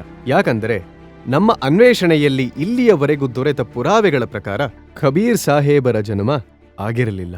ಅವರು ಕಮಲದ ಹೂವಿನ ಮೇಲೆ ಪ್ರಕಟವಾಗಿದ್ರು. ಈ ಅದ್ಭುತ ಘಟನೆಯ ಸಾಕ್ಷಿಗಳು ನಮಗೆ ದೊರೆತಿವೆ. ಈ ಆಧಾರದಿಂದ ನಮಗೆ ಅವರು ದಿವ್ಯ ಬಾಲಕನಾಗಿ ಪ್ರಕಟವಾಗಿದ್ದ ಲೀಲೆಯನ್ನು ರುಜುವಾತು ಮಾಡುತ್ತವೆ. ಈ ಬಲಿಷ್ಠ ಪುರಾವೆಗಳನ್ನು ಇನ್ನಷ್ಟು ಗಟ್ಟಿಗೊಳಿಸಿಕೊಳ್ಳಲು ನಾವು ಕಬೀರ್ ಸಾಗರದ ಅಧ್ಯಯನವನ್ನು ಮಾಡಿದೆವು. ಈ ಅಧ್ಯಯನದಲ್ಲಿ ನಾವೇನು ಅರಿಯಲು ಪ್ರಯತ್ನಿಸಿದೆವೆಂದರೆ ಕಬೀರ್ ಸಾಹೇಬರು ತಮ್ಮ ರಚನೆಗಳಲ್ಲಿ ತಮ್ಮ ಜನ್ಮದ ಕುರಿತಾಗಿ ಏನಾದರೂ ಹೇಳಿದ್ದಾರೆಯೇ? ಕಬೀರ್ ಸಾಗರದಲ್ಲಿ ನಮಗೆ ಸಿಕ್ಕ ಪುರಾವೆಯಿಂದ ನಮ್ಮ ಹರ್ಷೋಲ್ಲಾಸಕ್ಕೆ ಮಿತಿಯೇ ಇಲ್ಲದಂತಾಯಿತು. ಇಲ್ಲಿಯವರೆಗೂ ನಾವು ಕಲೆ ಹಾಕಿದ್ದ ಪುರಾವೆಗಳು 100% ಸತ್ಯವೆಂದಾಯಿತು. ಏಕೆಂದರೆ ನಮಗೆ ಕಬೀರರ ಮುಖಕಮಲದಿಂದ ಹೇಳಲಾದ ವಚನಗಳಲ್ಲಿ ಈ ಪುರಾವೆಗಳನ್ನು ಗಟ್ಟಿಗೊಳಿಸುವ ಹೊಸ ಸ್ತಂಭ ದೊರೆಯಿತು. ಬನ್ನಿ, ನಿಮಗೂ ತೋರಿಸುತ್ತೇವೆ. ಕಬೀರ್ ಸಾಗರ್, ಆಗಮ್ ನಿಗಮ್ ಬೋಧ್, ಪುಟ 41. ना मेरा जन्म ना गर्भ बसेरा, बालक हो दिखलाया, काशी नगर जल कमल पर डेरा, तहाँ दुलाए न पाया। मात पिता मेरे कुछ नाही, ना मेरे घर दासी, जुल्हे का सुत आन कहाया, जगत करे मेरी आसी। 5 तत्व का दड़ नहीं मेरे, मैं जानू ज्ञान अपारा, सतस्वरूपी नाम साहिब का ओहे नाम हमारा। अदर दीप गगन गुफा में ता निज वस्तु सारा, तेरा ज्योत स्वरूपी अलख निरंजन धरता ध्यान हमारा। हाड चाम लहू ना मेरे, कोई जाने सतनाम उपासी, तारण तरण अभय पद दाता, मैं हूँ कबीर अविनाशी। ಕಬೀರ ಸಾಗರದಿಂದ ಸಿಕ್ಕ ಪುರಾವೆ ಕಬೀರ ಸಾಹೇಬರ ದಿವ್ಯತೆ ಮತ್ತು ಅವರ ಉಪದೇಶಗಳ ಆಳ ವಾಸ್ತವಿಕವಾಗಿವೆ ಎಂಬುದನ್ನು ಸಂಪೂರ್ಣವಾಗಿ ರುಜುವಾತು ಮಾಡುತ್ತವೆ. ಈ ಗ್ರಂಥ ಅವರ ಜೀವನ ಮತ್ತು ನೀತಿಗಳ ಬಗ್ಗೆ ನಿಖರವಾದ ಮಾಹಿತಿ ಕೊಡುತ್ತವೆ. ಆದ್ದರಿಂದ ಅವರ ಭಕ್ತರಿಗೆ ವಿಶ್ವಾಸದ ಶಕ್ತಿ ದೊರೆಯುತ್ತದೆ ಮತ್ತು ಅವರು ಭಗವಂತನೆಂಬ ವಾದಕ್ಕೆ ಇನ್ನೂ ದೃಢವಾದ ಆಧಾರ ಸಿಗುತ್ತದೆ. ಎಷ್ಟು ವಿಸ್ಮಯಕಾರಿ! ಕಬೀರ್ ಪರಮೇಶ್ವರ್ ಎಂಬ ಈ ಪುಸ್ತಕದಲ್ಲಿ ಕಬೀರ್ ಸಾಹೇಬರ ಜನ್ಮದ ಮಾಹಿತಿ ಇದೆ. ಅವರು ಈ ಪೃಥ್ವಿಲೋಕವನ್ನು ತ್ಯಜಿಸಿ ಸತ್ಯಲೋಕಕ್ಕೆ ಹೋದ ಘಟನೆಯೂ ಕೂಡ ಕಡಿಮೆ ರಹಸ್ಯವೇನಲ್ಲ. ಈ ಪುಸ್ತಕದ ಪ್ರಕಾರ ಕಬೀರ್ ಸಾಹೇಬರು ಮಘರ್ ಎಂಬ ಸ್ಥಳದಿಂದ ಸಶರೀರ ತಮ್ಮ ಧಾಮ ಸತ್ಯಲೋಕಕ್ಕೆ ತೆರಳಿದರು. ಮಗಹರ್ನಲ್ಲಿ ಸಾಯುವವನು ಕತ್ತೆಯಾಗಿ ಜನ್ಮ ಪಡೆಯುತ್ತಾನೆ ಮತ್ತು ಕಾಶಿಯಲ್ಲಿ ಸಾಯುವವನು ಸ್ವರ್ಗಕ್ಕೆ ಹೋಗುತ್ತಾನೆ. ಈ ಭ್ರಮೆಯನ್ನು ದೂರ ಮಾಡಲು ಮುಕ್ತಿದಾತ ಹೇಳುತ್ತಿದ್ದರು, ಸರಿ ವಿಧಾನದಲ್ಲಿ ಭಕ್ತಿ ಮಾಡುವ ಪ್ರಾಣಿಯು ಅವನು ಎಲ್ಲಿಯೇ ತನ್ನ ಪ್ರಾಣವನ್ನು ತ್ಯಾಗ ಮಾಡಿದರೂ ತನ್ನ ಸರಿಯಾದ ಸ್ಥಾನಕ್ಕೆ ಹೋಗುತ್ತಾನೆ.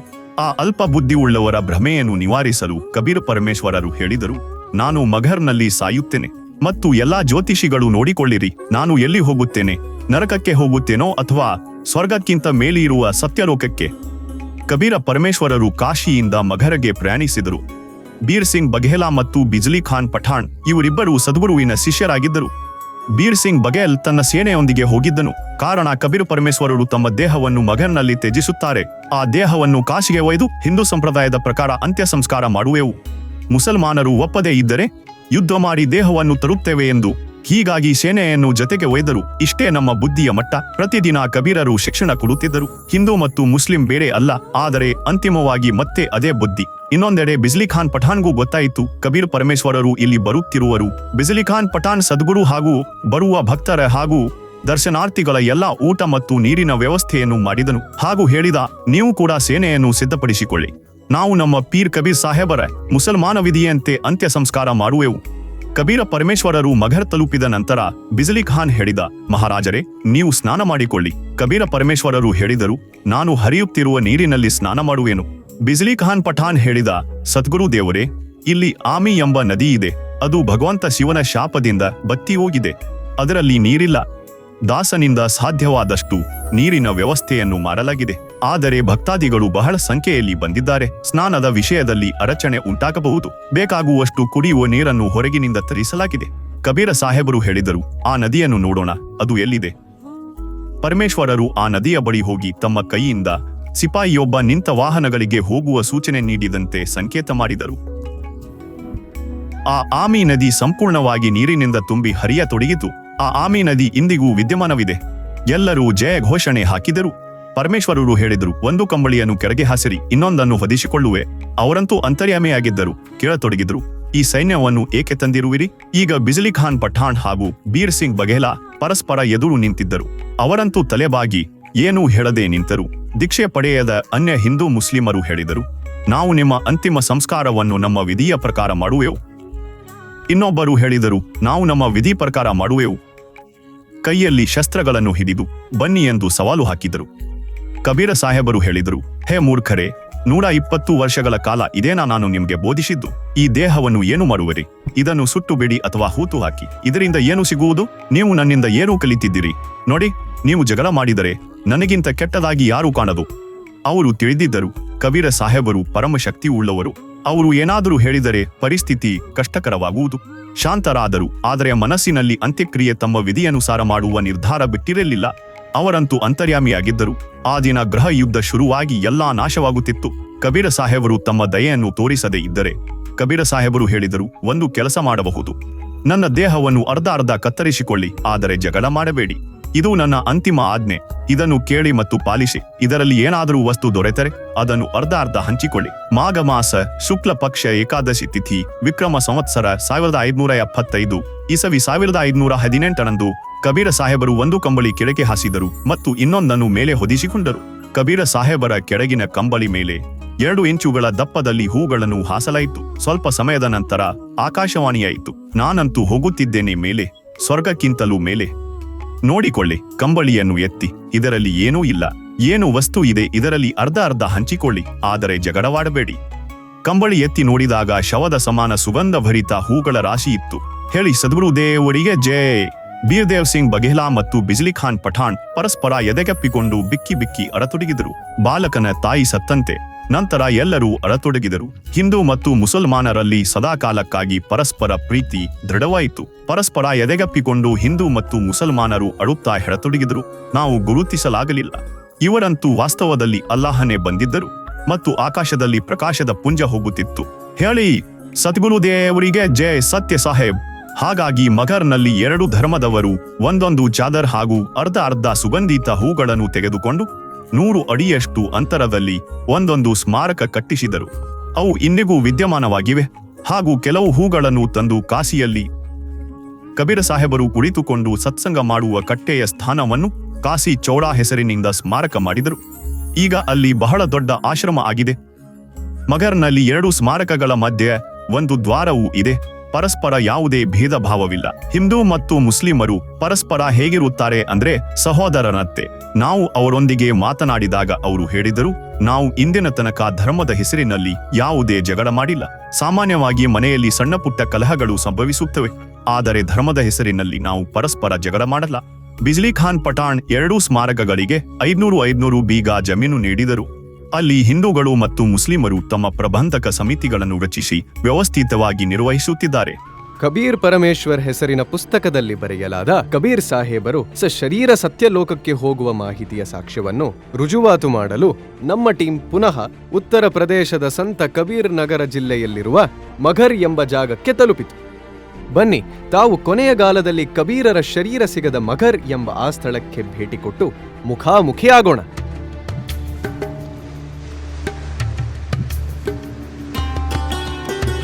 ಇದು ಸಮಾಧಿ ಸ್ಥಳದ ಮುಖ್ಯ ದ್ವಾರ.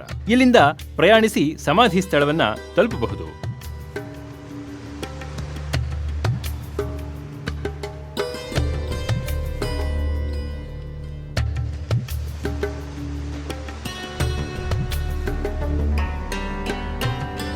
ನೀವೀಗ ನೋಡ್ತಿರೋದು ಕಬೀರ್ ಸಮಾಧಿ ಮತ್ತು ಮಜಾರ್ ಸ್ಥಳ.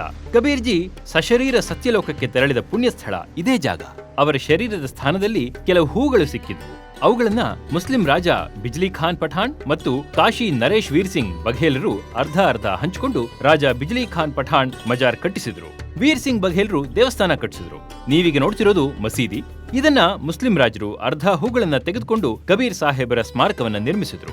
ಇದು ಕಬೀರ್ ಜಿಯವರ ಮಜಾರ್. ಇದನ್ನ ಒಂದು ಮುಸ್ಲಿಂ ಪರಿವಾರ ತಲಾಂತರಗಳಿಂದ ನೋಡ್ಕೊಳ್ತಾ ಇದೆ. ಈಗ ದೇವಸ್ಥಾನದತ್ತ ಹೊರಡೋಣ.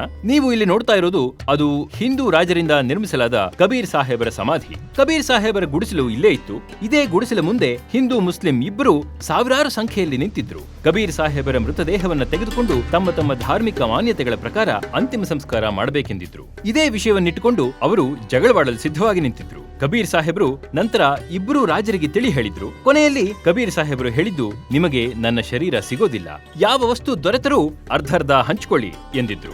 ಕಬೀರ್ ಸಾಹೇಬರು ಇದೇ ಜಾಗದಿಂದ ಸಶರೀರ ಸತ್ಯಲೋಕಕ್ಕೆ ತೆರಳಿದ್ರು. ಕಬೀರ್ ಸಾಹೇಬರ ಆದೇಶದನುಗುಣವಾಗಿ ಇಬ್ಬರು ರಾಜೇಂದ್ರು ತಮ್ಮ ಧಾರ್ಮಿಕ ಮಾನ್ಯತೆಯ ಅನುಗುಣವಾಗಿ ಆ ಹೂಗಳಿಂದ ಸಮಾಧಿ ನಿರ್ಮಿಸಿದ್ರು.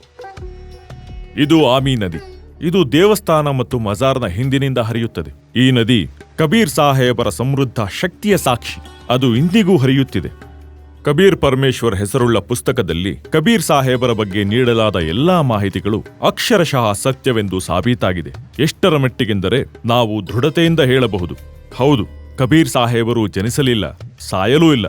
ಅವರು ಸಶರೀರವಾಗಿಯೇ ಬಂದರು. ನಮಗೆಲ್ಲ ಸತ್ಯಜ್ಞಾನ ಕರುಣಿಸಿ ಸಶರೀರವೇ ತಮ್ಮ ಧಾಮಕ್ಕೆ ಮರಳಿದರು. ಹಾಗಾಗಿ ಕಬೀರ್ ಸಾಹೇಬರೇ ಅವಿನಾಶಿ ಪರಮಾತ್ಮ ಎಂದು ಹೇಳುವುದರಲ್ಲಿ ಕಿಂಚಿತ್ತೂ ಅತಿಶಯೋಕ್ತಿ ಇಲ್ಲ. ಒಂದೊಮ್ಮೆ ಈ ಕಾಲಘಟ್ಟದಲ್ಲಿ ಕಬೀರ್ ಸಾಹೇಬರು ಈ ಭೂಮಿಯ ಮೇಲೆ ಮಾನವನ ರೂಪದಲ್ಲಿ ಅವತರಿಸಿ ಮತ್ತು 600 ವರ್ಷಗಳ ಹಿಂದೆ ಸಾರಿದ ಜ್ಞಾನವನ್ನ, ಆ ತತ್ವಜ್ಞಾನವನ್ನ ಜಗತ್ತಿಗೆ ಹೇಳುತ್ತಿದ್ದರೆ ಇಂದು ಅವರ ಪರಿಸ್ಥಿತಿ ಹೇಗಿರಬಹುದಿತ್ತು? ಒಂದು ವೇಳೆ ಕಬೀರ್ ಇವತ್ತು ಜೀವಂತವಾಗಿದ್ದಿದ್ರೆ ಸೌಭಾಗ್ಯದಿಂದ ಅಥವಾ ಸಂಭವತಃ ದೌರ್ಭಾಗ್ಯದಿಂದ ಅವರು ತುಂಬಾ ಜೈಲುಗಳಲ್ಲಿ ಕೊಳಿತಿದ್ರು. ಯಾಕಂದ್ರೆ ಕಬೀರ್ ಎಂತಹ ಪ್ರಶ್ನೆಗಳನ್ನು ಎತ್ತುತ್ತಿದ್ರು ಅಂದ್ರೆ, ಎಂಥ ಆಳವಾದ ಗಾಯ ಕೊಟ್ರು ಅಂದ್ರೆ, ಈಗೆಲ್ಲ ಯಾರೋ 10-12 ಜನರ ಭಾವನೆಗಳಿಗೆ ನೋವುಂಟು ಮಾಡೋದು, ಹಿಂದೆ ಪೊಲೀಸ್ ಕ್ರಮ ಶುರುವಾಗಿರೋದು. ಇನ್ನೊಂದು ವಿಷಯ, 600 ವರ್ಷಗಳ ಹಿಂದೆ ಪ್ರಕಟವಾದ ವ್ಯಕ್ತಿ ಅವರು. ಅವರ ಬಗ್ಗೆ ಹೀಗೂ ಹೇಳಲಾಗ್ತಾ ಇತ್ತು, ಒಂದ್ ವೇಳೆ ಅವರು ಇವತ್ತು ಬದುಕಿದ್ರೆ ಅವರ ಮೇಲೆ ಅದೆಷ್ಟು ಮೊಕದ್ದಮೆಗಳಾಗಿರ್ತಿದ್ವೋ. ಹೌದು, ಅವರನ್ನೇ ಕಬೀರ್ ಅಂತ ಕರೆಯೋದು. ನಾನು ಅನ್ಕೋತೀನಿ ಕಬೀರರಲ್ಲಿ ಎಷ್ಟು ಶಕ್ತಿ ಇತ್ತು. ಬನಾರಸದ ತೀವ್ರ ತೆರೆಮೆಯ ಅಭಿಜಾತ ಬ್ರಾಹ್ಮಣರ ಮಧ್ಯೆ ನಿಂತುಕೊಂಡು ಆ ಕಾಲದ ಖಿಲಿ ರಾಜವಂಶದ ಯಥೇಚ್ಛ ಇಸ್ಲಾಮಿಕ್ ಆವೇಗದ ಮಧ್ಯೆ ನಿಂತುಕೊಂಡು ನಮ್ಮ ವಂಶ ಒಬ್ಬ ಇಂತಹ ಫಕೀರರನ್ನು ಹುಟ್ಟು ಹಾಕಿದೆ ಎಂದರೆ ಆ ಫಕೀರ ಘಾಟಿ ಮೇಲೆ ಕೋಲು ಹಿಡಿದು ನಿಂತು ಇಬ್ಬರನ್ನು ಓಡಾಡಿಸಿದ. ಅರೇ ಹಿಂದೂನ್ ರಾಹ ನ ಪಾಯಿ, अरे हिंदून राह न पाई, गागर अपनी छुअन न दे, यह देखो हिंदुआई. कहते अरे हिंदून राह न पाई, गागर अपनी छुअन न दे, वैश्या के पायंदर सोमे ये देखो हिंदुआई. मुसलमान के पीर औलिया मुर्गी मुर्गा खाई, खाला केरी बेटी भी हमें घर में करे सगाई. काकर पाथर जोर कर मस्जिद लई बनाए, ताचड़ मुल्ला बांग दे, क्या बहरा हुआ खुदा है. काकर पूजे हर मिले तो मैं पूजू पहाड़, ಯಾಸೆ ತೋ ಚಾಕಿ ಭಲಿ ಪೀಸ್ ಖಾಯೆ ಸಂಸಾರ. ಇವತ್ತು ಯಾವ ಲೇಖಕರು ಇಂತಹ ವಿಷಯಗಳನ್ನು ಬರೆದರೆ ನಾಡಿದ್ದೇ ಅವರ ವಿರುದ್ಧ ಫತ್ವಾ ಜಾರಿಯಾಗುತ್ತದೆ, ಮತ್ತೆ ವಾರದಲ್ಲಿ ಅವನ ಮನೆಗೆ ಬೆಂಕಿ ಬೀಳುತ್ತದೆ. ಇಸ್ಲಾಮಿಕ್ ಸರ್ಕಾರ ಇದ್ದಂತಹ ಒಂದು ಸಮಯದಲ್ಲಿ ಬನಾರಸದಲ್ಲಿ ನಿಂತುಕೊಂಡು ಆ ಫಕೀರ ಕೋಲೆತ್ತಿಕೊಂಡು ಏನು ಬರೆದರೋ ಇವತ್ತು ಅದರ ಬಗ್ಗೆ ಬರೆಯುವುದು ಅತ್ಯವಶ್ಯಕ. ಇವತ್ತು ಕಬೀರ್ ಅವ್ರು ಇದ್ದಿದ್ರೆ ಬಹುಶಃ ಜೈಲಿನಲ್ಲಿರೋರು, ಇಲ್ಲ ಹುಚ್ಚಾಸ್ಪತ್ರೆನಲ್ಲಿರೋರು, ಇಲ್ಲ ಆಸ್ಪತ್ರೆನಲ್ಲಿರೋರು. ಮಂತ್ರಮುಗ್ಧರನ್ನಾಗಿಸುವ ವಿಸ್ಮಯಕಾರಿ ವಿಷಯವೇನೆಂದರೆ, ವರ್ತಮಾನದಲ್ಲಿ ಈ ತತ್ವಜ್ಞಾನವನ್ನು ಈ ಪುಸ್ತಕದಲ್ಲಿ ಸಂಕಲಿಸಿದ ಸಂಕಲನಕಾರರು ಇಂದು ಜೈಲಿನಲ್ಲೇ ಇದ್ದಾರೆ. ಆ ಮಹಾಪುರುಷರ ಹೆಸರು ಸಂತ ರಾಮ್ಪಾಲ್ ಮಹಾರಾಜರು. ಈಗ ಈ ವಿಷಯದಲ್ಲಿ ಸಂಶಯದ ಆಸ್ಪದವೇ ಉಳಿಯುವುದಿಲ್ಲ. ಏಕೆಂದರೆ ಕಬೀರ್ ಸಾಹೇಬರನ್ನು ಸಂಪೂರ್ಣವಾಗಿ ಅರಿತುಕೊಂಡವನು, ಕಬೀರ್ ಪಥದಲ್ಲಿ ಸಾಗುವವನು, ಕಬೀರರಂತೆ ಸತ್ಯಾಸತ್ಯತೆಗಳನ್ನು ನುಡಿಯುವವನು ಅವನು ಬೇರಾರೂ ಅಲ್ಲ, ಅವನು ಸಮರ್ಥ ಕಬೀರನೇ ಆಗಿರುವನು. ಇಂದು ಸಂತ ರಾಮ್ಪಾಲ್ ಮಹಾರಾಜರನ್ನು ಕೋಟ್ಯಾಂತರ ಜನ ಕಬೀರ್ ಸಾಹೇಬರ ಅವತಾರದ ರೂಪದಲ್ಲಿ ಪೂಜಿಸುತ್ತಿದ್ದಾರೆ. ಅವರು ಮತ್ತದೇ ತತ್ವಜ್ಞಾನದ ಜೊತೆ ಭೂಮಿಗೆ ಬಂದಿದ್ದಾರೆ. 600 ವರ್ಷಗಳ ಹಿಂದೆ ಸ್ವಯಂ ಕಬೀರ್ ದಾಸರ ರೂಪದಲ್ಲಿ ಸಾರಿದ ತತ್ವವನ್ನು ಮತ್ತೆ ಸಾರುತ್ತಿದ್ದಾರೆ. ಮತ್ತದೇ ಕಥೆ ಪುನರಾವರ್ತಿಸುತ್ತಿದೆ, ಮತ್ತದೇ ಅನ್ಯಾಯ ಪುನರಾವರ್ತಿಸುತ್ತಿದೆ. ವೀಕ್ಷಕರೇ, ನಾವಿನ್ನೊಂದು ವಿಷಯವನ್ನು ಸ್ಪಷ್ಟಪಡಿಸುತ್ತಿದ್ದೇವೆ. ನಮ್ಮ ಈ ಅನ್ವೇಷಣೆಯಲ್ಲಿ ಅಜಿತ್ ಸಿಂಗ್ ಪವಾರ್ ಅವರು ಭಾಗಿಯಾದರು. ಅವರ ಅಭಿವ್ಯಕ್ತಿಯಿಂದ ಮತ್ತೊಂದು ರಹಸ್ಯದಿಂದ ತೆರೆ ಎಳೆಯುತ್ತೇವೆ. ಯಾವುದೋ ಒಂದು ರಹಸ್ಯಮಯ ತತ್ವಜ್ಞಾನ ಅವಶ್ಯವಾಗಿದೆ. ಅದು ಕಬೀರ್ ಸಾಹೇಬರ ಹೊರತಾಗಿ ಈ ಭೂಮಿಯ ಮೇಲೆ ಯಾರ ಬಳಿಯೂ ಇರಲಿಲ್ಲ, ಯಾರ ಬಳಿಯೂ ಕೂಡ. ಶ್ರೀಮಾನ್ ಅಜಿತ್ ಸಿಂಗ್ ಪವಾರ್ಜಿ, ನೀವೀಗ ಕತ್ತಲಲ್ಲಿದ್ದೀರಿ. ನೀವು ಮಾತನಾಡುತ್ತಿರುವ ರಹಸ್ಯದ 5ನೇ ರಾಮನ ಜ್ಞಾನ ಕಬೀರ್ಜಿಯವರನ್ನು ಹೊರತುಪಡಿಸಿ ಜಗತ್ತಿನಲ್ಲಿ ಇನ್ಯಾರ ಬಳಿಯೂ ಇರಲಿಲ್ಲ, ಈಗಲೂ ಇಲ್ಲ. ಶ್ರೀಮಾನರು ಕಬೀರ್ಜಿಯ ಯಾವ ರಹಸ್ಯದ ಬಗ್ಗೆ ಹೇಳಿದಾರೋ ಅದು ಪೂರ್ಣ ರೂಪದಲ್ಲಿ ಸಂತ ರಾಮ್ಪಾಲರ ಬಳಿ ಇದೆ. ಅವರ ಶಿಕ್ಷಣದ ಕೊನೆಯ ಹಂತವೇ 5ನೇ ರಾಮ. ಇದರ ವರ್ಣನೆ ಗೀತೆ 8ನೇ ಅಧ್ಯಾಯದ 3ನೇ ಶ್ಲೋಕ, ಗೀತೆಯ 15ನೇ ಅಧ್ಯಾಯದ 17ನೇ ಶ್ಲೋಕ, ಗೀತೆಯ 18ನೇ ಅಧ್ಯಾಯದ 62ನೇ ಶ್ಲೋಕದಲ್ಲಿ. ಗೀತೆಯ ಜ್ಞಾನದಾತರು ಹೇಳಿದ್ದಾರೆ, ಎಲ್ಲರ ಲಾಲನೆ ಪೋಷಣೆ ಮಾಡುವಾತ, ಯಾರನ್ನು ಪರಮಾತ್ಮನೆಂದು ಸಂಬೋಧಿಸುತ್ತೇವೋ, ಯಾರು ವಾಸ್ತವದಲ್ಲಿ ಅವಿನಾಶಿಯೋ ಅವರೇ ಪುರುಷೋತ್ತಮ. ಅವರು ನನ್ನಿಂದ ಭಿನ್ನ. ಆ ಪರಮೇಶ್ವರನ ಆಶ್ರಯದಲ್ಲಿ ಹೋಗು, ಆಗ ನಿಮಗೆ ಆ ಸನಾತನ ಪರಮಧಾಮ ಅಂದರೆ ಸತ್ಯಲೋಕ, ಅವಿನಾಶಿ ಲೋಕದ ಪ್ರಾಪ್ತಿಯಾಗುತ್ತದೆ. ಅದರ ವರ್ಣನೆ ಗೀತೆಯ 15ನೇ ಅಧ್ಯಾಯ 1ರಿಂದ 4ನೇ ಶ್ಲೋಕದಲ್ಲಿ ಹೇಳಲಾಗಿದೆ. ತತ್ವದರ್ಶಿ ಸಂತನಿಂದ ಜ್ಞಾನ ಪಡೆದುಕೊಂಡು ತದನಂತರ ಪರಮಾತ್ಮನ ಆ ಪರಮ ಪದದ ಪರಿಶೋಧನೆ ಮಾಡಬೇಕು. ಅಲ್ಲಿ ಹೋದ ಮೇಲೆ ಸಾಧಕರು ಎಂದಿಗೂ ಮರಳಿ ಪ್ರಪಂಚಕ್ಕೆ ಬರಲಾರರು. ಅವನದೇ ಭಕ್ತಿ ಮಾಡು. ಆ ಪರಮಾತ್ಮ ಯಾರು? ಇದನ್ನು ಸಂತ ರಾಮ್ಪಾಲರು ಹೇಳಿದ್ದಾರೆ. ಪರಮಾತ್ಮನ ಪರಿಶೋಧನೆಯ ಅನ್ವೇಷಣೆಯಲ್ಲಿ ಕಾಶಿಯಿಂದ ಮಗರದವರೆಗಿನ ಈ ಐತಿಹಾಸಿಕ ಪ್ರಯಾಣದಿಂದ ಸಿದ್ಧವಾಗಿದ್ದೇನೆಂದರೆ ಕಬೀರ್ ಸಾಹೇಬರೇ ಪರಮಾತ್ಮ. ಇದರಿಂದ ಇನ್ನೊಂದು ವಿಷಯದ ಆಧಾರಶಿಲೆಯು ಬಲಿಷ್ಠವಾಯಿತು. ಇಂದಿನ ವರ್ತಮಾನದಲ್ಲಿ ಕಬೀರ್ ಸಾಹೇಬರನ್ನು ಪರಮಾತ್ಮನೆಂದು ಹೇಳುವವರು ಸಂತ ರಾಮ್ಪಾಲ್ಜಿ ಮಹಾರಾಜರ ಹೊರತಾಗಿ ಇನ್ಯಾರೂ ಇಲ್ಲ. ಸಂತ ರಾಮ್ಪಾಲ್ಜಿ ಮಹಾರಾಜರು ಇಂದಿನಿಂದಲ್ಲ, ಅವರು 4 ದಶಕಗಳಿಂದ ನಿರಂತರವಾಗಿ ಕಬೀರರೇ ಪೂರ್ಣ ಪರಮೇಶ್ವರ ಎಂಬ ವಿಷಯದ ಬಗ್ಗೆ ದೃಢತೆ ಕಾಪಾಡಿಕೊಂಡಿದ್ದಾರೆ. ಇದೇ ಪ್ರಯಾಣದಲ್ಲಿ ಇವತ್ತಿನಿಂದ ಸುಮಾರು ವರ್ಷಗಳ ಹಿಂದೆ ಸಂತ ರಾಮ್ಪಾಲ್ಜಿ ಮಹಾರಾಜ್ ಸ್ವಯಂ ತಮ್ಮ ಭಕ್ತರೊಂದಿಗೆ ಕಾಶಿಯಿಂದ ಮಗರದವರೆಗೂ ನೀವಿಂದು ಸತ್ಯ ಅರಿತ ಎಲ್ಲಾ ಸ್ಥಳಗಳಿಗೂ ಅವರೇ ಭೇಟಿ ಕೊಟ್ಟರು. ಬನ್ನಿ, ಕ್ಯಾಮೆರಾದಲ್ಲಿ ಸೆರೆಗೊಂಡ ಆ ಮನೋಹರ ಕ್ಷಣಗಳನ್ನು ನೋಡೋಣ. ಸಂಚಿತ ಕರ್ಮಗಳು, ಪ್ರಾರಬ್ಧ ಕರ್ಮಗಳು ನಿಮ್ಮೊಂದಿಗೆ ಇವೆ ಮತ್ತು ಉತ್ತರ ನೀಡುತ್ತಾರೆ. ಈ ಹ್ಯಾಂಡ್ ಪಂಪ್ ಏನಿದೆ, ಗುರು ಹ್ಯಾಂಡ್ ಪಂಪ್ ಆಗಿದ್ದಾರೆ, ಪರಮಾತ್ಮ ನೀರು ಆಗಿದ್ದಾರೆ. ಹಾಗಂತೂ ಪರಮಾತ್ಮನನ್ನು ಸರ್ವವ್ಯಾಪಕನೆಂದು ಹೇಳುತ್ತಾರೆ. ಆದರೆ ಸರ್ವವ್ಯಾಪಕನಾಗಿದ್ದರೂ ನಮಗೆ ಯಾವ ಲಾಭವೂ ಸಿಗುವುದಿಲ್ಲ ನಾವು ಸಂತನ ಶರಣಕ್ಕೆ ಬರುವ ತನಕ. ಇದೇ ಪ್ರಕಾರ ನೀರು ಭೂಮಿಯಲ್ಲಿದೆ, ಹ್ಯಾಂಡ್ ಪಂಪ್ ಇಲ್ಲದೆ ಅದು ಹೊರಗೆ ಬರಲಾರದು. ಇದಕ್ಕಾಗಿ ಹೇಳಿದ್ದಾರೆ ಗುರು ಗೋವಿಂದ ದೋನೋ ಕಡೆ. ಒಂದು ಕಡೆ ಮಡಿಕೆಯಲ್ಲಿ ನೀರು ಇದೆ, ಇನ್ನೊಂದು ಕಡೆ ನಳ ಇದೆ. ಕೇಳುತ್ತಾರೆ, ಎರಡರಲ್ಲಿ ಯಾವುದನ್ನು ನಾನು ಆಧರಿಸಬೇಕು? ನಾನು ಲಾಭ ಪಡೆಯಬೇಕಾದರೆ ಆಗ ಯೋಚಿಸಿದರೂ ನಳದಿಂದ ನೀರು ಬರುತ್ತದೆ. ಹಾಗಾಗಿ ನಳ ಪೂಜನೀಯವಾಗಿದೆ, ಮಡಿಕೆಯ ನೀರಂತೂ ನಾಳೆ ಮುಗಿಯುವುದು. ಇದೇ ಪ್ರಕಾರ ಹೇಳುತ್ತಾರೆ ಕಬೀರ್ ಹರಿಕೆ ರೂಟ್ ಜಾ ಅವ್ರ ಗುರು ಕಿ ಶರಣ ಮೇ ಜಾ, ಕಬೀರ್ ಗುರುಜೆ ರೂಟ್ ಜಾ, ಹರಿ ನೈ ಕರೆ ಸಹಾಯ. ಮಡಿಕೆಯ ನೀರಿನಂತೆ ನಿಮ್ಮ ಪ್ರಾರಬ್ಧ ಕರ್ಮಗಳ ಸಂಸ್ಕಾರ ಶುಭ ಕರ್ಮ ಅಂತ್ಯವಾದರೆ ನೀವು ಪುನಃ ಗುರುವಿನ ಬಳಿ ಹೋಗಿ ಮತ್ತು ಅಲ್ಲಿಂದ ಮಡಿಕೆಯನ್ನು ಪುನಃ ತುಂಬಿಕೊಂಡು ಬನ್ನಿ. ಒಂದೊಮ್ಮೆ ನಳ ಕೆಟ್ಟು ಹೋದರೆ ನೀರು ಸಿಗುವುದಿಲ್ಲ. ಅಂದರೆ ಗುರು ನಿಮ್ಮಿಂದ ಮುನಿಸಿಕೊಂಡರೆ, ಅವರ ಕುರಿತು ನಿಮ್ಮಲ್ಲಿ ಯಾವುದಾದರೂ ಕೆಟ್ಟ ಭಾವನೆ ಬಂದು ಬಿಟ್ಟರೆ ನೀವು ಈ ಲಾಭದಿಂದ ವಂಚಿತರಾಗುತ್ತೀರಿ, ಗುರುವಿನಿಂದ ಸಿಗುವಂತಹ ಲಾಭದಿಂದ.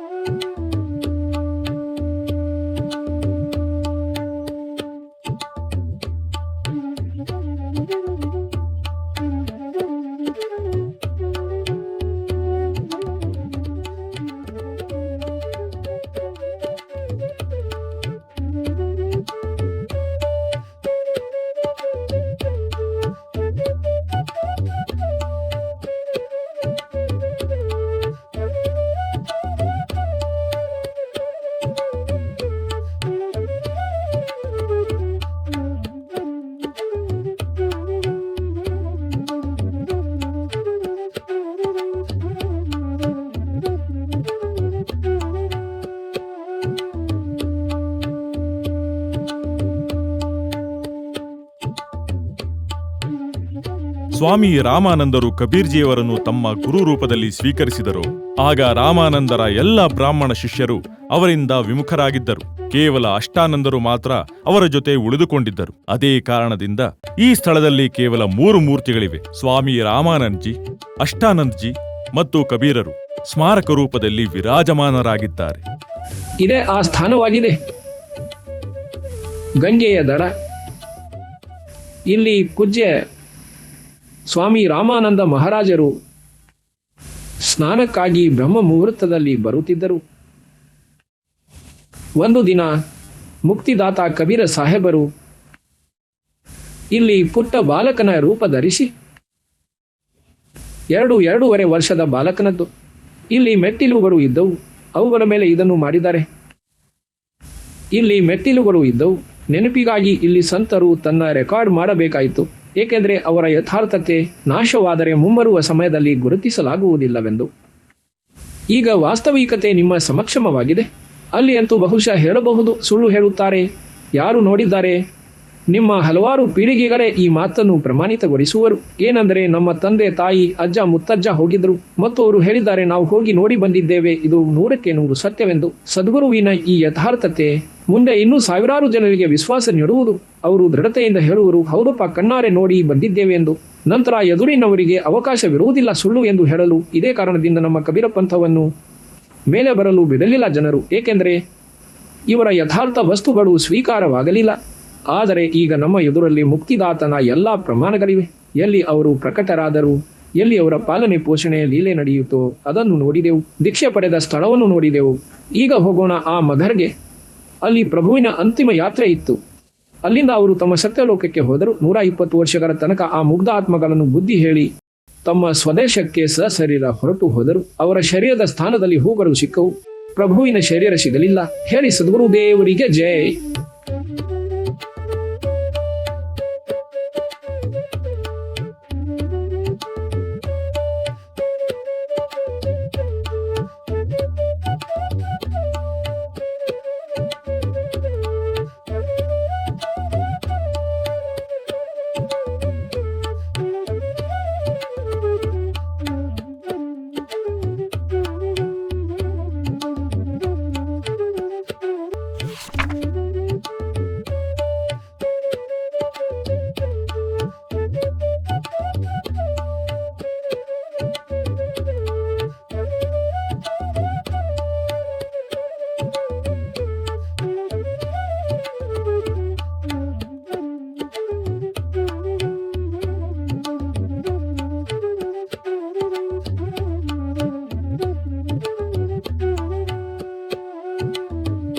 ಅವರು ಪ್ರಾರ್ಥಿಸಿದಾಗ ಸದ್ಗುರು ನದಿಯನ್ನು ಸಹ ಹರಿಸಿದರು. ಇದರ ಜೊತೆಯಲ್ಲಿ ನೀವು ನೋಡಿರಬಹುದು, ಇದರ ಹೆಸರು ಆಮಿ ನದಿ ಇದೆ. ಇದು ಸಂಪೂರ್ಣವಾಗಿ 15 ನಿಮಿಷಗಳಲ್ಲಿ ತುಂಬಿಕೊಂಡಿತು. ಹೇಗೆಂದರೆ ಪ್ರವಾಹದಿಂದ ತುಂಬಿದಂತೆ ಮತ್ತು ಬಹಳ ಸುಂದರವಾಗಿತ್ತು. ಪೂರ್ಣ ಪರಮಾತ್ಮ ಮುಕ್ತಿದಾತ ಭಗವಂತ ಕಬೀರ ಸಾಹೇಬರಾಗಿದ್ದಾರೆ. ನೀವು ಮಗರ್ನಲ್ಲಿ ನೋಡಿದ್ದೀರಿ, ಪರಮಾತ್ಮ ಶರೀರವನ್ನು ಬಿಡುವ ಸಮಯದಲ್ಲಿ ಅವರು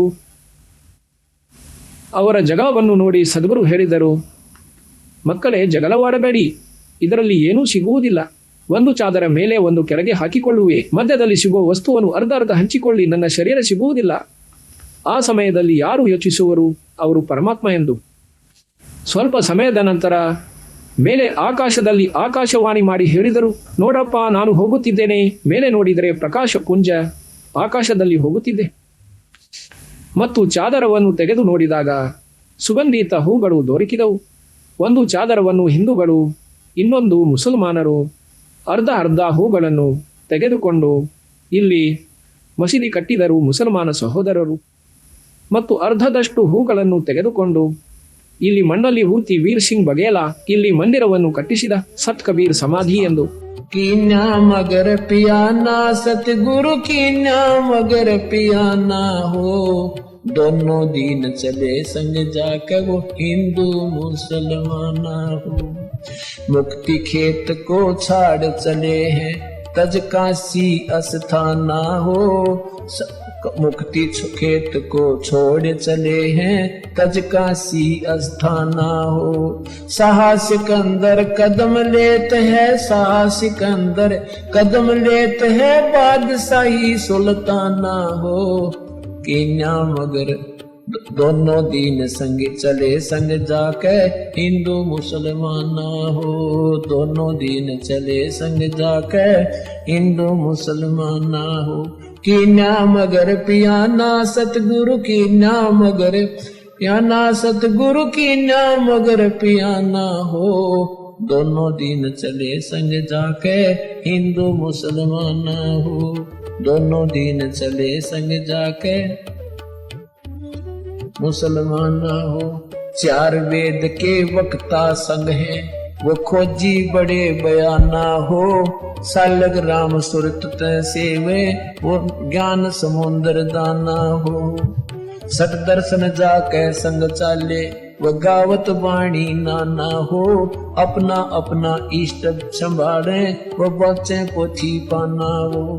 चादर फूल बिछाए सतगुरु जो देख सकल जिहाना हो, चार दाग से रहत जुलती वो अवगत अलख अमाना हो। वीर सिंह बघेला करे बीनती वो बिजली खान पठाना हो, दो चादर बख्शीश करी है दीन्या यो परवाना हो। नूर नूर नूर निर्गुण पद मेला ये देख बहे हैराना हो, पद लो नीन बहे अविनाशी पाए न पाए पिंड न प्राना हो। शब्द स्वरूप साहेब साहेब सर्वंगी शब्द शब्द समाना हो दास गरीब कबीर अरस में उसकी फर्क धवज निशाना हो.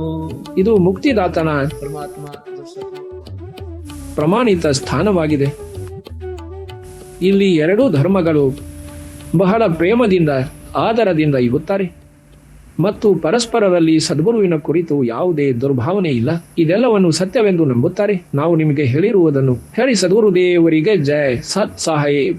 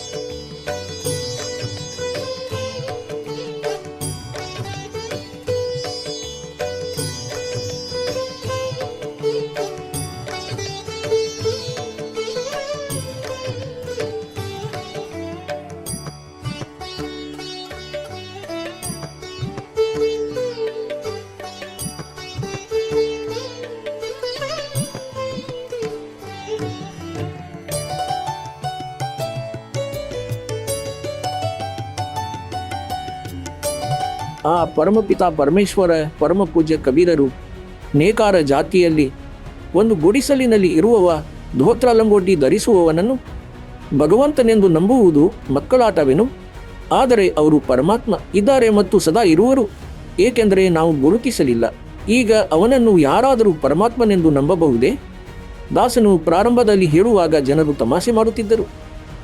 ಅಂದರೆ ನೋಡು, ಇವನು ಧಾನಕನಾದ. ಅರೆ ಬುದ್ಧಿವಂತ ವ್ಯಕ್ತಿಗಳೇ, ನಾವಂತೂ ಲೇಟ್ ಆಗಿಬಿಟ್ಟೆವು ಧಾನಕರಾಗಲು. ನಾವಂತೂ ಮೊದಲೇ ಆಗುತ್ತಿದ್ದೆವು ಗೊತ್ತಾಗುತ್ತಿದ್ರೆ. ಹೇಳುವ ಅರ್ಥವೇನೆಂದರೆ, ಧಾನಕದ ಅರ್ಥ ಕಬೀರ್ ಪಂಥಿ. ಆ ಕಬೀರ್ ಪಂಥಿ ಪರಮೇಶ್ವರನು ನೀಡಿರುವ ವೇ ಆಫ್ ವರ್ಶಿಪ್, ಆ ರಸ್ತೆ ಮೇಲೆ ನಾವು ಮೊದಲೇ ನಡೆಯಬೇಕಾಗಿತ್ತು. ನಮ್ಮ ತಾತ ಮುತ್ತಾತರು ನಡೆಯಬೇಕಾಗಿತ್ತು. ಇಂದು ಅವರು ಭೂತರಾಗಿ ಅಲಿಯುತ್ತಿದ್ದಾರೆ. ಈ ನಕಲಿ ಸಂತ ಪಂಥದ ಈ ಗುರುಗಳು ಹೇಳಿರುವ ಶಾಸ್ತ್ರ ವಿರುದ್ಧ ಸಾಧನೆಯನ್ನು ಮಾಡಿಕೊಂಡು. ಹಾಗಾಗಿ ಹೇಳುವ ಅರ್ಥವೇನೆಂದರೆ ಪುಣ್ಯಾತ್ಮರೇ, ನಾವು ಅದರಿಂದ ಬಹಳಷ್ಟು ಹಾನಿಯನ್ನು ಅನುಭವಿಸಿದ್ದೇವೆ. ಆ ಧಾನಕ ನೇಕಾರ ಕಬೀರರನ್ನು ಭಗವಂತನೆಂದು ನಂಬುವುದು ಇದು ಕೂಡ ಒಂದು 8ನೇ ಅದ್ಭುತ ಅಥವಾ 10ನೇ ಅದ್ಭುತ ಎಂದು ತಿಳಿಯಿರಿ. ಆದರೆ ಅವರಂತೂ ಭಗವಂತರಾಗಿದ್ದಾರೆ. ನಾವು ನಂಬದಿದ್ದರೆ ಅವರ ಆ ಪ್ರಭುತ್ವ ಸಮಾಪ್ತವಾಗುವುದಿಲ್ಲ. ಏಕೆಂದರೆ ನಾವು ಗುರುತಿಸಲಾಗುತ್ತಿಲ್ಲ. ಅದು ಮಾಣಿಕ್ಯವೆಂದು ನಮಗೆ ವಿಶ್ವಾಸವಾಗುತ್ತಿಲ್ಲವೆಂದಾದರೆ ಇದು ನಮ್ಮ ಬಾಲಕ ಬುದ್ಧಿಯ ಪರಿಣಾಮವಾಗಿದೆ. ಮಾಣಿಕ್ಯದ ಬೆಲೆಯಂತೂ ಕಡಿಮೆಯಾಗಲ್ಲ. ಅದಂತೂ ಮಾಣಿಕ್ಯ. ಅವರು ಪೂರ್ಣ ಪರಮಾತ್ಮ ಮತ್ತು ಅಲ್ಲಿ ಲೀಲೆಯನ್ನು ಮಾಡಲು ಸಶರೀರ ಬಂದಿದ್ದರು, ಸಶರೀರ ಹೊರಟು ಹೋಗಿದ್ದರು ಮತ್ತು ಸಂಪೂರ್ಣ ಜ್ಞಾನ ಅವರೇ ಹೇಳಿರುವಂಥದ್ದು. ಅದನ್ನೇ ದಾಸನು ನಿಮಗೆ ಹೇಳುತ್ತಿದ್ದಾನೆ. ಇಂದಿನ ಅನ್ವೇಷಣೆಯಲ್ಲಿ ನಾವು ಜನರ ಮಧ್ಯೆ ಅಪೂರ್ಣವಾಗಿದ್ದ ಸತ್ಯವನ್ನು ಬಯಲಿಗೆಳೆದಿದ್ದೇವೆ. ಕಬೀರ್ಜಿ ಹೆಸರಿನಲ್ಲಿ ವಿಶ್ವ ಪ್ರಸಿದ್ಧ ಪಡೆದುಕೊಂಡಿರುವ ಬುದ್ಧಿಜೀವಿಗಳು ಬಣ್ಣ ಬಣ್ಣದ ಮಾತುಗಳಿಂದ ಜಗತ್ತನ್ನು ಭ್ರಮೆಯಲ್ಲಿಟ್ಟರೂ ಪೂರ್ಣ ಸತ್ಯದತ್ತ ಕರೆದೊಯ್ಯಲಾಗಲಿಲ್ಲ. ಆದರೆ ಇಂದು ನಿಮಗೆ ತಿಳಿದಿರಬಹುದು, ವಾಸ್ತವದಲ್ಲಿ ಕಬೀರ್ ಸಾಹೇಬರು ಯಾರೆಂದು. ಅವರ ಹೆಸರು ಹೇಳುತ್ತಿದ್ದಂತೆ ರೋಮ ರೋಮವು ಪುಳಕಿತಗೊಳ್ಳುತ್ತವೆ, ಆತ್ಮ ಪ್ರಫುಲ್ಲಿತವಾಗುತ್ತದೆ. ಹೀಗಾಗದಿರಲು ಹೇಗೆ ಸಾಧ್ಯ? ಈ ರಹಸ್ಯವು ಈಗ ಅರಿವಿಗೆ ಬಂತು. ಯಾಕೆ ಕಬೀರ್ ಸಾಹೇಬರ ವಾಣಿಗಳು ಎಲ್ಲರನ್ನೂ ತನ್ನತ್ತ ಆಕರ್ಷಿಸುತ್ತದೆ? ಯಾಕೆಂದರೆ ಕಬೀರ್ ಸಾಹೇಬರೇ ಎಲ್ಲ ಪ್ರಾಣಿಗಳ ಜನಕ. ಆತ ಪರಮಪಿತ, ಎಲ್ಲರ ಆತ್ಮವನ್ನು ಉತ್ಪನ್ನಿಸುವ ಪರಮಾತ್ಮರಾಗಿದ್ದಾರೆ. ಕಬೀರ್ ಸಾಹೇಬರ ಪೂರ್ಣ ಪರಿಚಯ ಪಡೆಯುವ ನಮ್ಮ ಅನ್ವೇಷಣೆ ಸಂಪನ್ನವಾಯಿತು. ಧನ್ಯವಾದ.